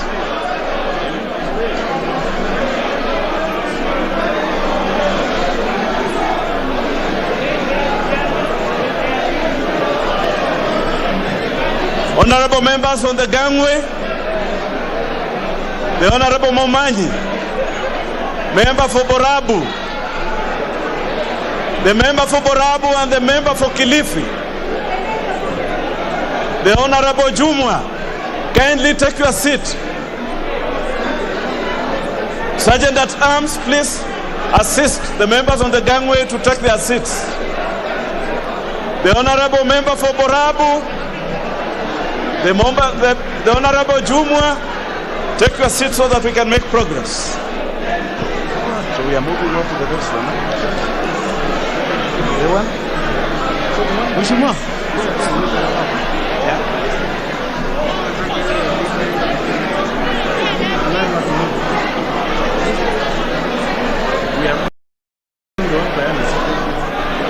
Honorable members, we shall now consider the amendment by the Honorable Ahome, member for Kandara. The Honorable Alice. The Honorable Alice, can I see you? The Honorable Alice.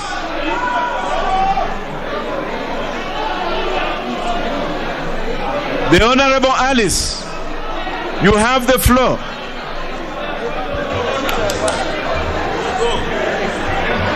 Yeah, thank you, Mr. Speaker.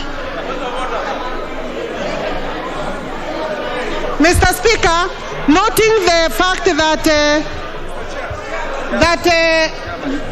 the Honorable Mutunga's amendment has gone through and it was adding value to the clause, I wish to drop my amendment.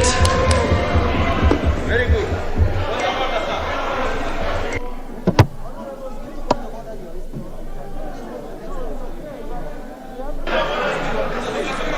Very well, the Honorable Alice. The Honorable Sankok, what is out of order? Thank you very much, Honorable Speaker. Honorable Speaker, the COVID protocol have not yet been reviewed. Here we are a breeding ground for COVID-19. The Honorable Sankok, yes. Can you lower your... No, I cannot lower because I've seen Babu Owino. I cannot lower my crutches. I've seen Babu Owino around. And he can again run away with my legs, so I have to protect my legs today. You are protected by the Speaker, the Honorable Sankok. Mr. Speaker, if you can protect me. Just lower your you will protect me. Yes, you are protected. You are Thank fully you, Mr. protected. Speaker. Thank you, Mr. Speaker. Very well. So because of COVID-19, Honorable Speaker, the protocols have not yet been reviewed. Here we are overpopulated, and these members will go back to every corner of this country. And now this one is a breeding ground for COVID-19, Honorable Speaker. We risk, Honorable Speaker. Adjourn, Honorable Speaker. Adjourn, Honorable Speaker. Adjourn, Honorable Speaker. Adjourn, Honorable Speaker. The Honorable Sankok, retain your seat. So we move to the next one.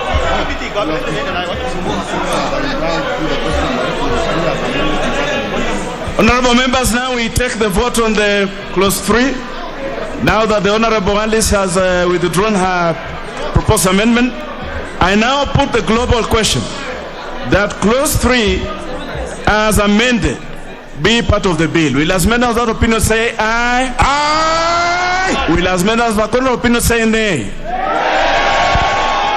The ayes have it. Good! Clause 4. Division. Good. Let us vote again.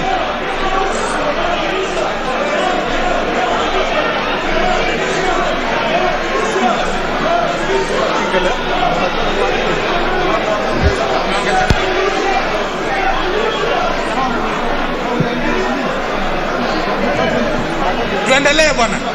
Tuendelee. So hata wao watakuwa wanapitisha.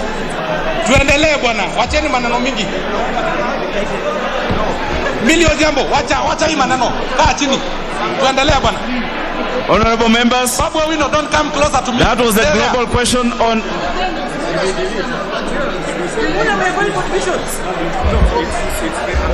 Speaker, you have not ruled on my point of order. You have not ruled on my point of order. Honorable Speaker, at John G's house. Honorable Speaker, we will kill Kenyans. The blood of Kenyans will be in your hands, Honorable Speaker. Honorable Speaker, at John G's house, rule on my what I have ruled, Honorable Speaker. I have requested for a ruling, Honorable Speaker. Rule on my...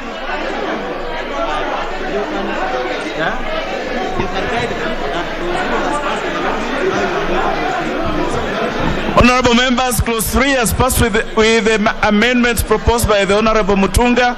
We are now moving on to clause 4. I propose the question that clause 4 be part of the bill.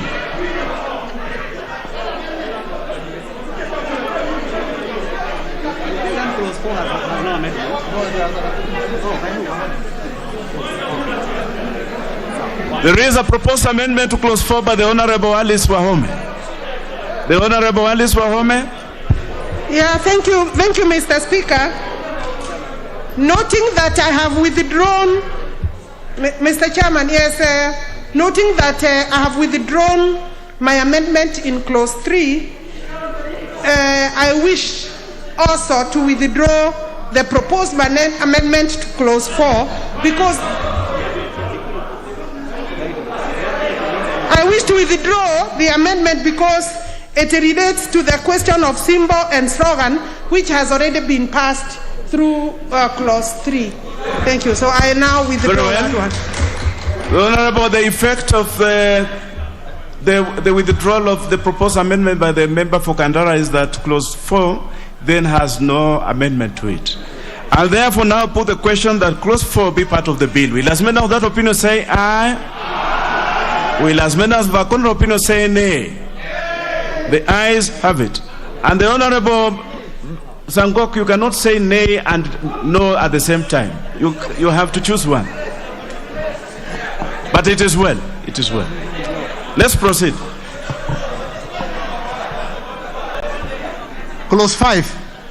I propose the question that clause 5 be part of the bill.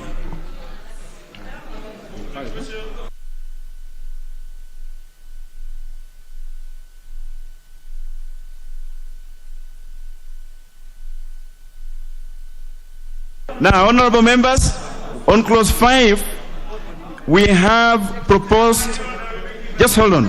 I propose a question that clause 5 be part of the bill. Honorable members, clause 5, we have 4 proposed amendments to this. There is a proposed amendment by the Honorable Aden Duale, the Honorable Didmas Barasa, the Honorable John Mutunga.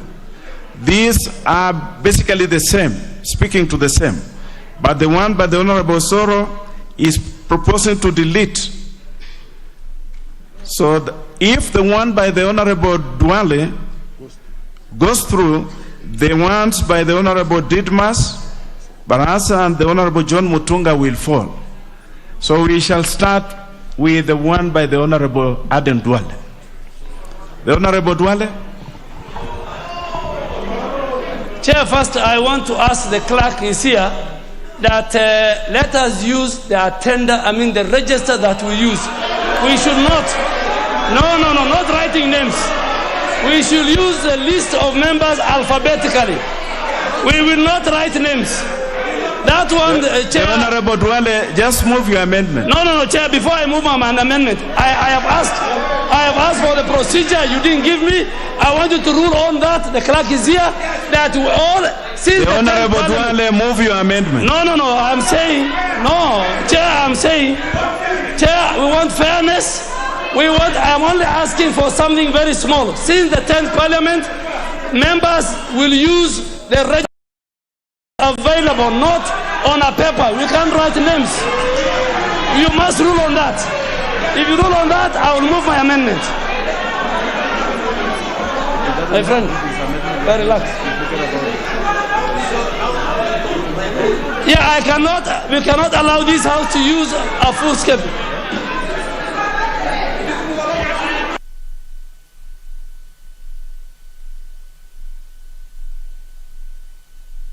The rules, I'm not going to move my amendment. The Honorable Duale, move your amendment.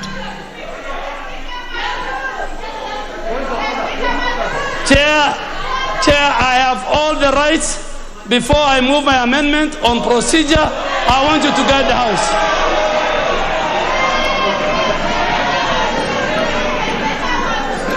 Chair, it is my right, and the clerk is here.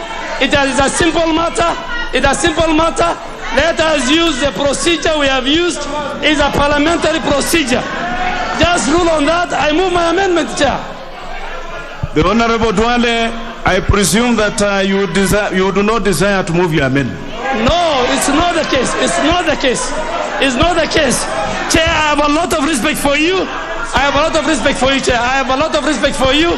I'm only asking for that simple thing, and then I move my amendment.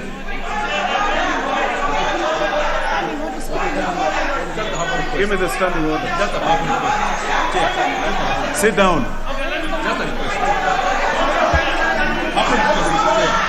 The Honorable Ndindi Nyoro, resume your seat. Let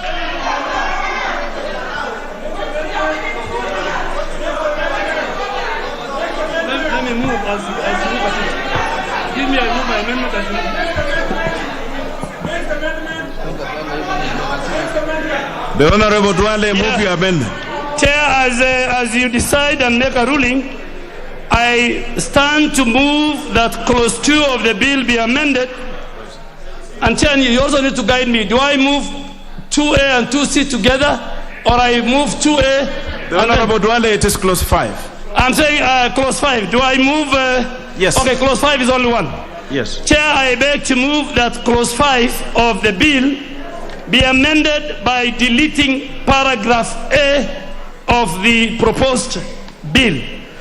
Chair, clause 5 of this bill seeks to amend section 6 of the Political Parties Act to provide for the application of a professional registration, and which must be accompanied by a statement on the ideology of the proposed political party. And Mr. Chairman, the law does not work in retrogressive.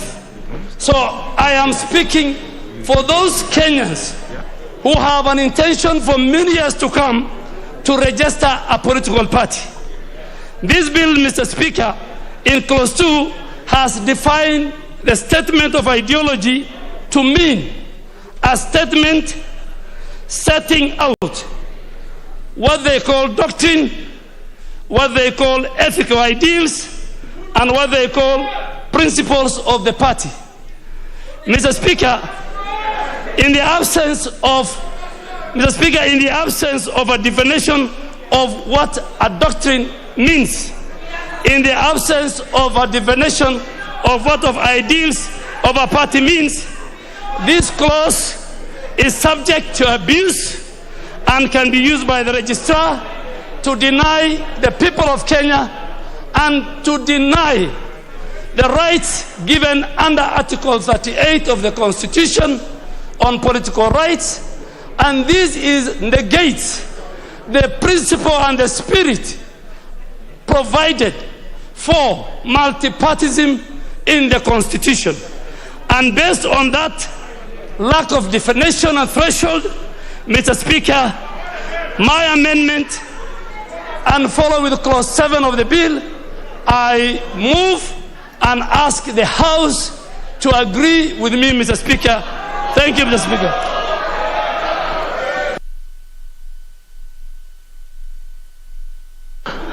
I propose the question that clause 5 be amended as proposed by the Honorable Duale. I will allow 2 members to contribute, 2 from each side. The first contribution will be by the Honorable Kingola Macau, member for Mavoko. He's not in the house. We shall now have, he's here. Proceed, the Honorable Macau.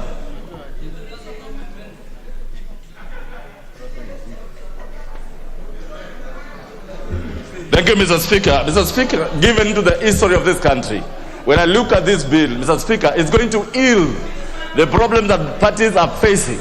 And Mr. Speaker, when I listen to Honorable Duale and the speaking of the registrar of political parties, Mr. Speaker, I oppose that amendment. The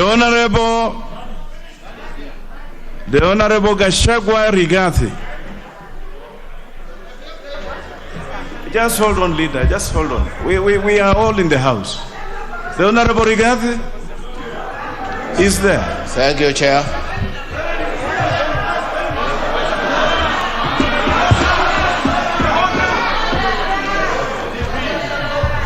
Chair, we are in support of the amendment. Thank you. Just hold on.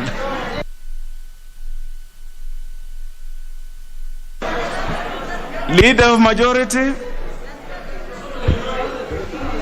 Honorable Speaker, I rise to oppose this amendment because, honorable members, we are trying to create political parties that have a certain ideology, that have a certain direction, and for us to be taken back to the dark days when parties sprang up without any ideology except some sloganeering in the public rallies is what we want those sloganeering to be put within the ideology of the political party so that people can know whether to relate with the party or not.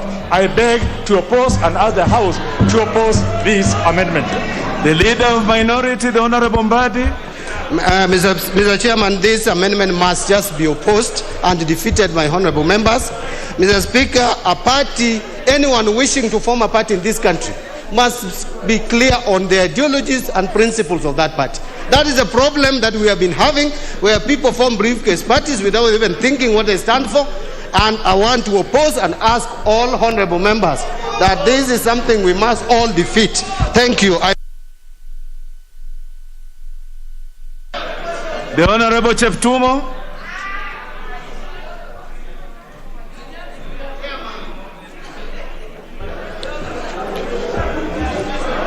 Thank you, Mr. Speaker. I arise, Mr. Speaker, to support this amendment.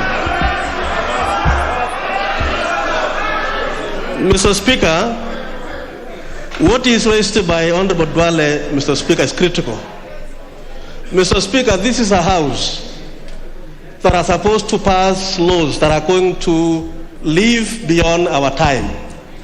Mr. Speaker, when you talk of an ideology, of a political party, Mr. Speaker, and this bill does not define what that ideology is, Mr. Speaker, and that is why, Mr. Speaker, it is important that we don't allow this amendment. Mr. Speaker, I support this amendment so that, Mr. Speaker, if it is drafted in a manner that can be able to define, then it could be a different issue, Mr. Speaker. I support the amendment, Mr. Speaker.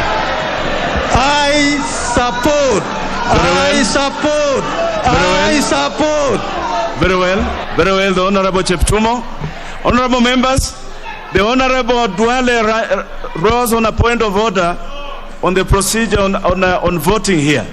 I just want to respond to him and allay that fear. The honorable members, you will recall that the substantive speaker here made a determination that voting on this particular business here during this special sitting would be by the manner that was adopted in the voting here.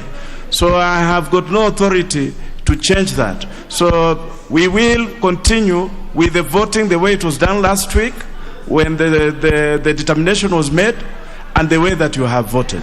So, honorable members, we know each other here, and I think this is our business. We will proceed. Now, allow me then to now put the question that clause 5 be amended as proposed by the Honorable Duale.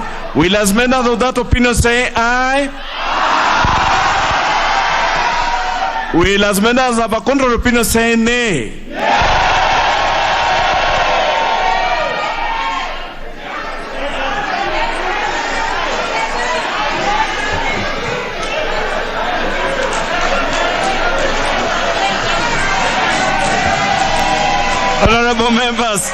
Honorable members, let's just have a retake.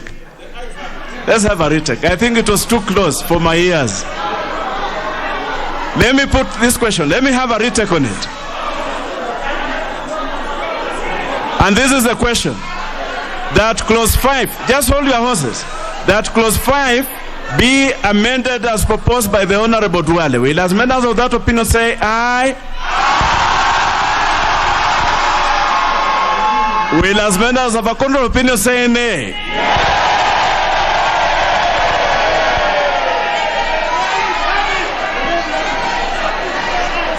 The nays have it.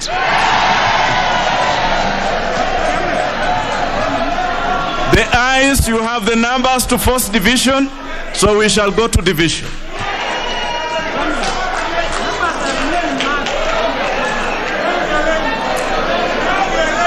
Now, honorable members, I direct that the division bell be rung for 3 minutes. And honorable members, please remember to wear your mask throughout. 3 minutes. 3 minutes. 3 minutes. Honorable members, we will vote by the numbers that are here in the House. The bell to ring for 3 minutes.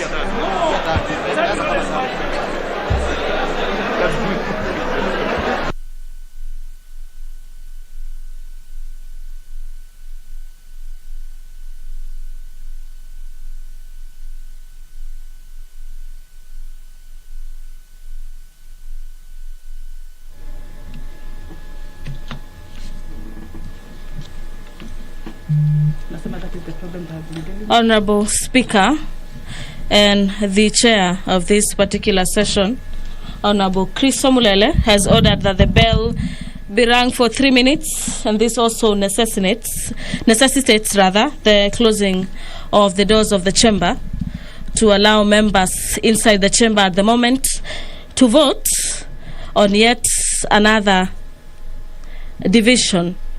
This is on an amendment as proposed by Garissa Township Member of Parliament, that is Honorable Eden Duale, on the amendment of Clause 5 of the bill.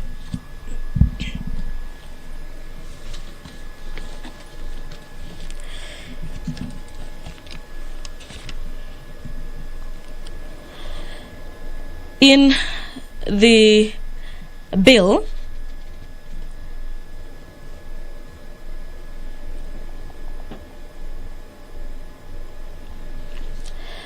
the bone of contention here is the proposal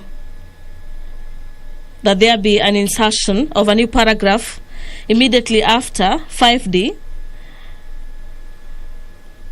that the proposition may be accompanied by a statement of the ideology of a proposed political party, and subsection 5B in subsection 3 by inserting the words and the slogan immediately after the word symbol.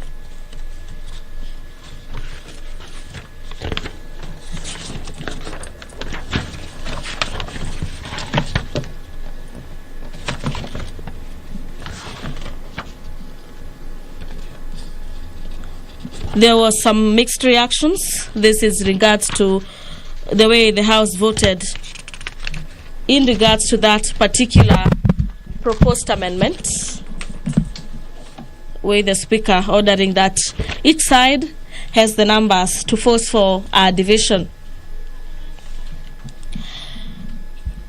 In the memorandum of the bill, clause number 5 proposes for the amendment of section 6 of the Act to provide for an application for the provision of registration shall be accompanied by a statement of ideology of the proposed political party. And the bone of contention here is that a member seeking to sort of form a political party should stand with the ideologies of that particular party he or she is seeking to form.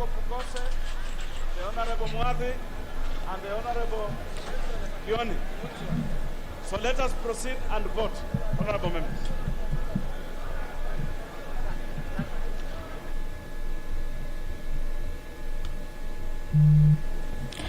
Members in making their contributions allege that the move, if passed as it is, will help cure the issue of briefcase political parties that sprout after every general election or towards a key general election. Alignments continue in the chamber as members yet again enlist themselves into either yes or the no side. There appeared to be somewhat some tie in the way the House had voted on that question put by the chair chairing this stage of the committee of the whole. And when the Speaker ruled that the nays had it, the ayes, which are in support of the amendment, pushed for the division. Opponents say the bill does not define an ideology, and so it should not be a major part of the bill. They claim that the term ideology needs to be well defined in the bill. So those are some of the contentious issues in that particular clause, and an amendment by Garissa Township Member of Parliament, Ed Ndwale. And so yet again, for the second time, we are going to have a division on proposed amendment before the floor on some amendments on the political parties amendment bill. This is a bill number 56, a bill originating from the National Assembly.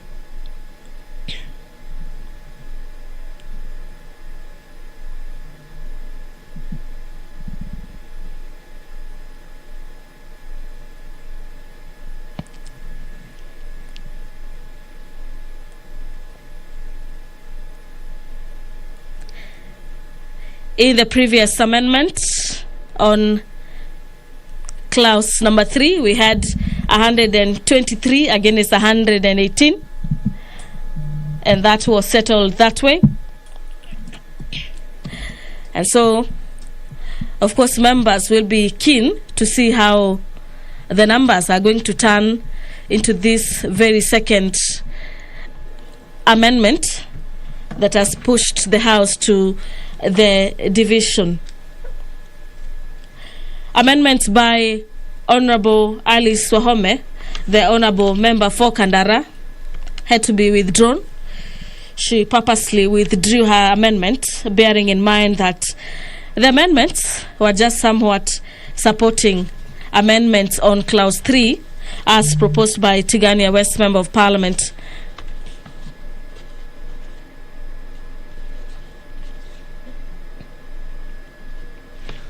Tell us on either side of the political divide remain the same. We still have Honorable Peter Moadhi for Limuru MP and Endebess Member of Parliament Robert Pukose, and Benjamin Washali, Member for Mumias West, and Jeremiah Kioni, Member for Ndaragwa, as tellers of the either yes and the no side. This is in a move to have members enlist themselves and ensure that the disparity in the way members voted on the unison call gets to be settled, as the numbers will determine what side carries the day on that particular amendment by Garissa Town Member of Parliament.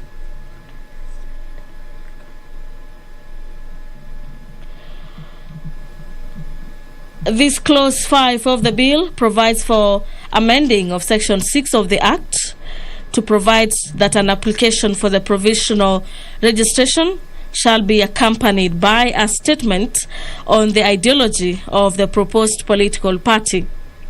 And the issue here being that any person seeking to form a political party should be able to stand with the ideologies of the party in which they seek to form.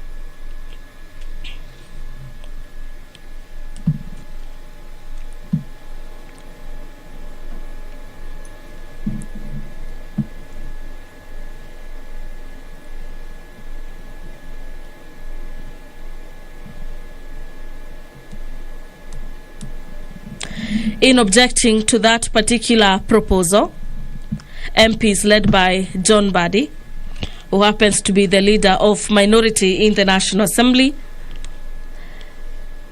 as well as the leader of majority in the National Assembly, that is Honorable Amos Kemunya, objected to that proposal, saying that if passed, the move will not cure the issue of briefcase political parties that sprout years to a general election.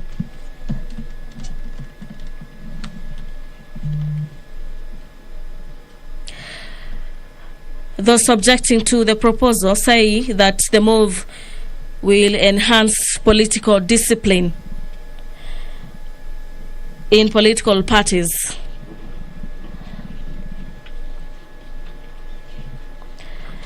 and reduce cases where members jump from one party to another in the event they are disgruntled and end up forming political parties.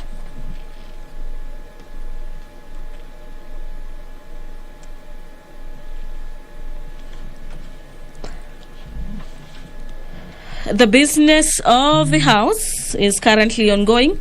Members of the National Assembly still listing themselves on either the yes or the no sides.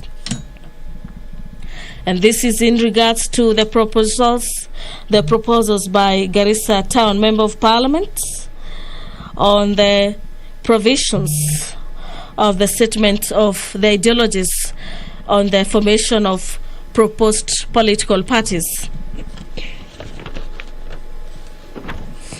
So far, we have seen members allied to some particular factions aligning themselves, and this is to ensure that each part of the political divide carries the day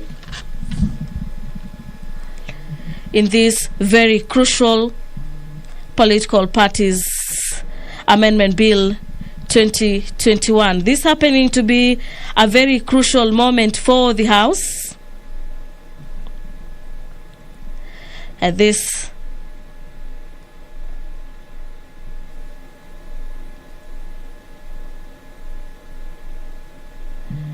will be key on how the country proceeds to the 2022 general elections.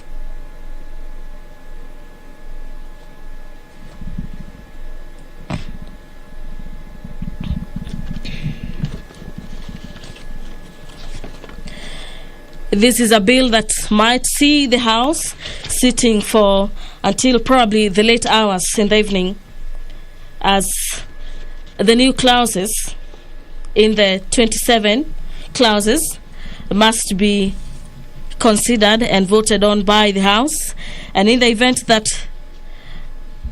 division arises, then the process will still be the same, where members will continue enlisting themselves to confirm the numbers on either side. We are currently on clause number 5. Members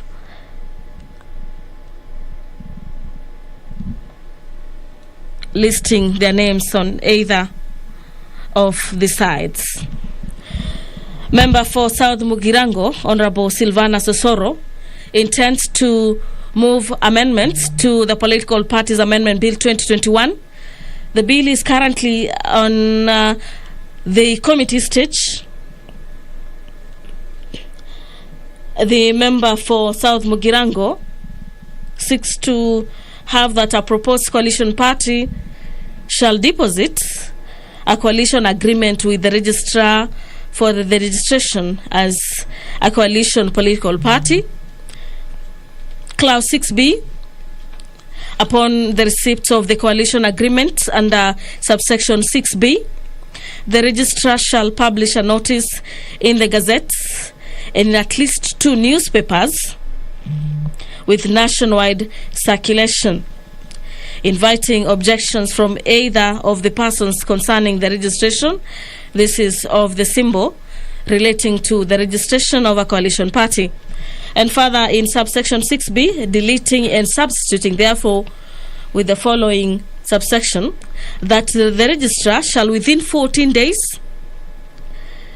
these are days of deposit of a coalition agreement for the formation of a coalition political party, issue the coalition political party with a certificate of full registration.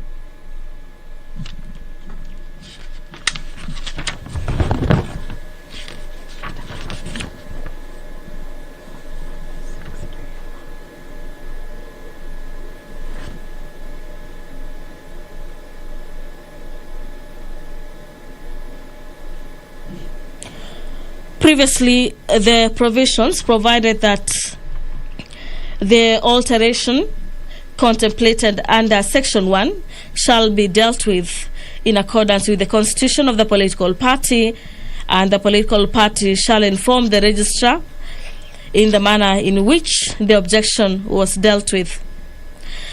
And whether the registrar is satisfied that the political party has compiled the provisions of this section, the registrar shall, within 14 days after the notification, this is under Section 3A, notify the political party in writing that the change, amendment, or alteration has been made to the constitution of the political party.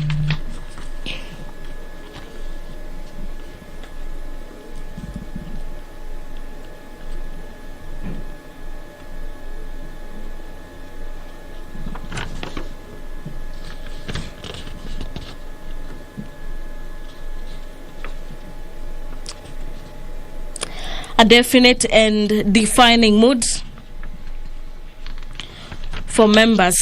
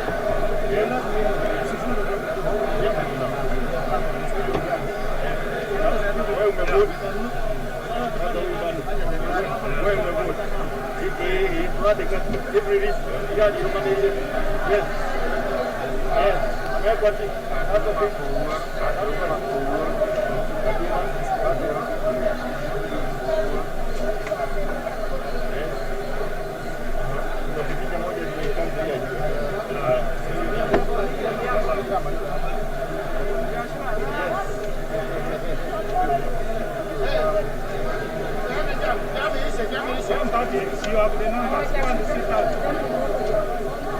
Go and sit down and give us to tally. You have the numbers. Go sit down. Allow us to tally.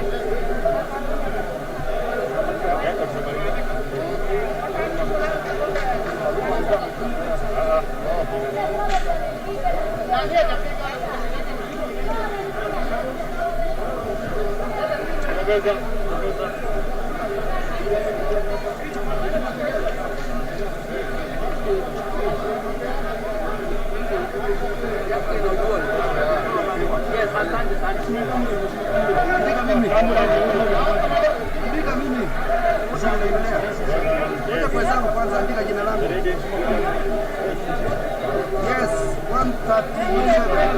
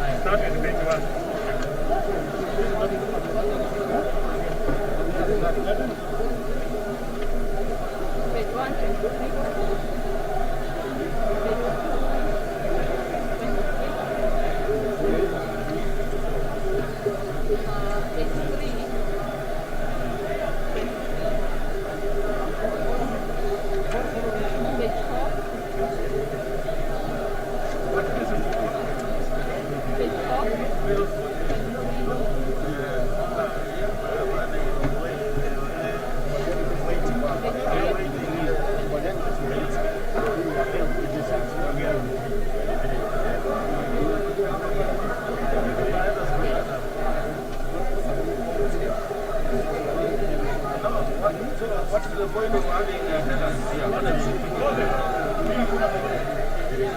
Nimeandika already. Mimi ndio number 1. Relax. Nimeandika.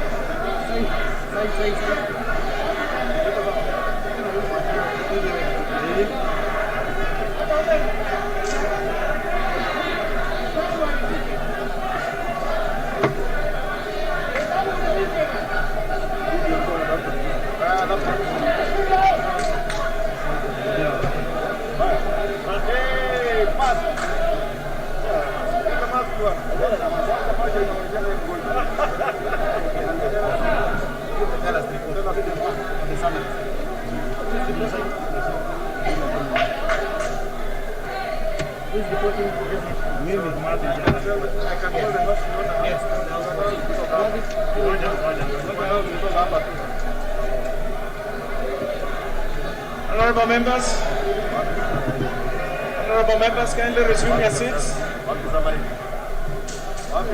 so that the tellers can go to the bar and come and report the result. The tellers, honorable members, kindly give the tellers leeway so that they can come and report.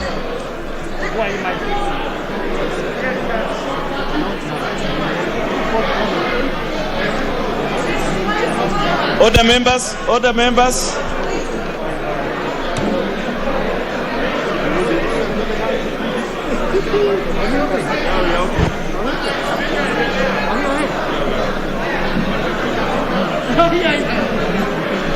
the Honorable Tiren,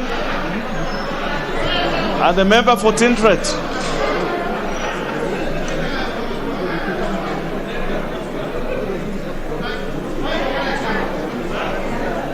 The tellers, proceed.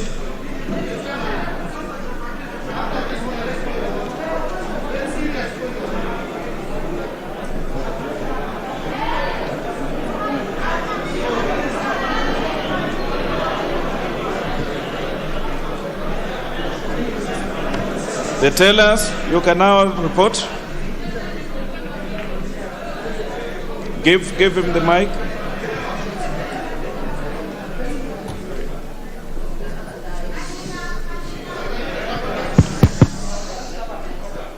Honorable Chair, the results of the division on the clause 5 that be amended as proposed by Honorable Aden Duale.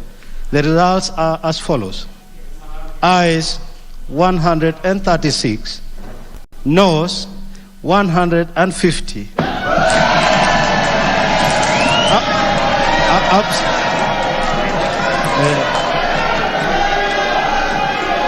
Abstentions nil.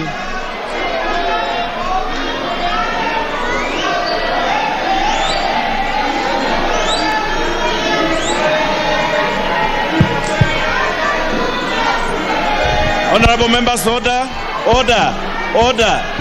Honorable members, those members who are dancing, we have a long way to go. Why are you dancing when the music has not even started? Sit down. We have 100 clauses to go. Why are you dancing about one clause? We have a whole day to work. Honorable members, the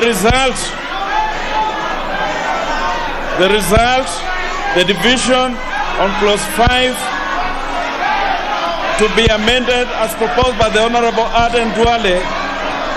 The ayes 136, the noes 150. The noes have it.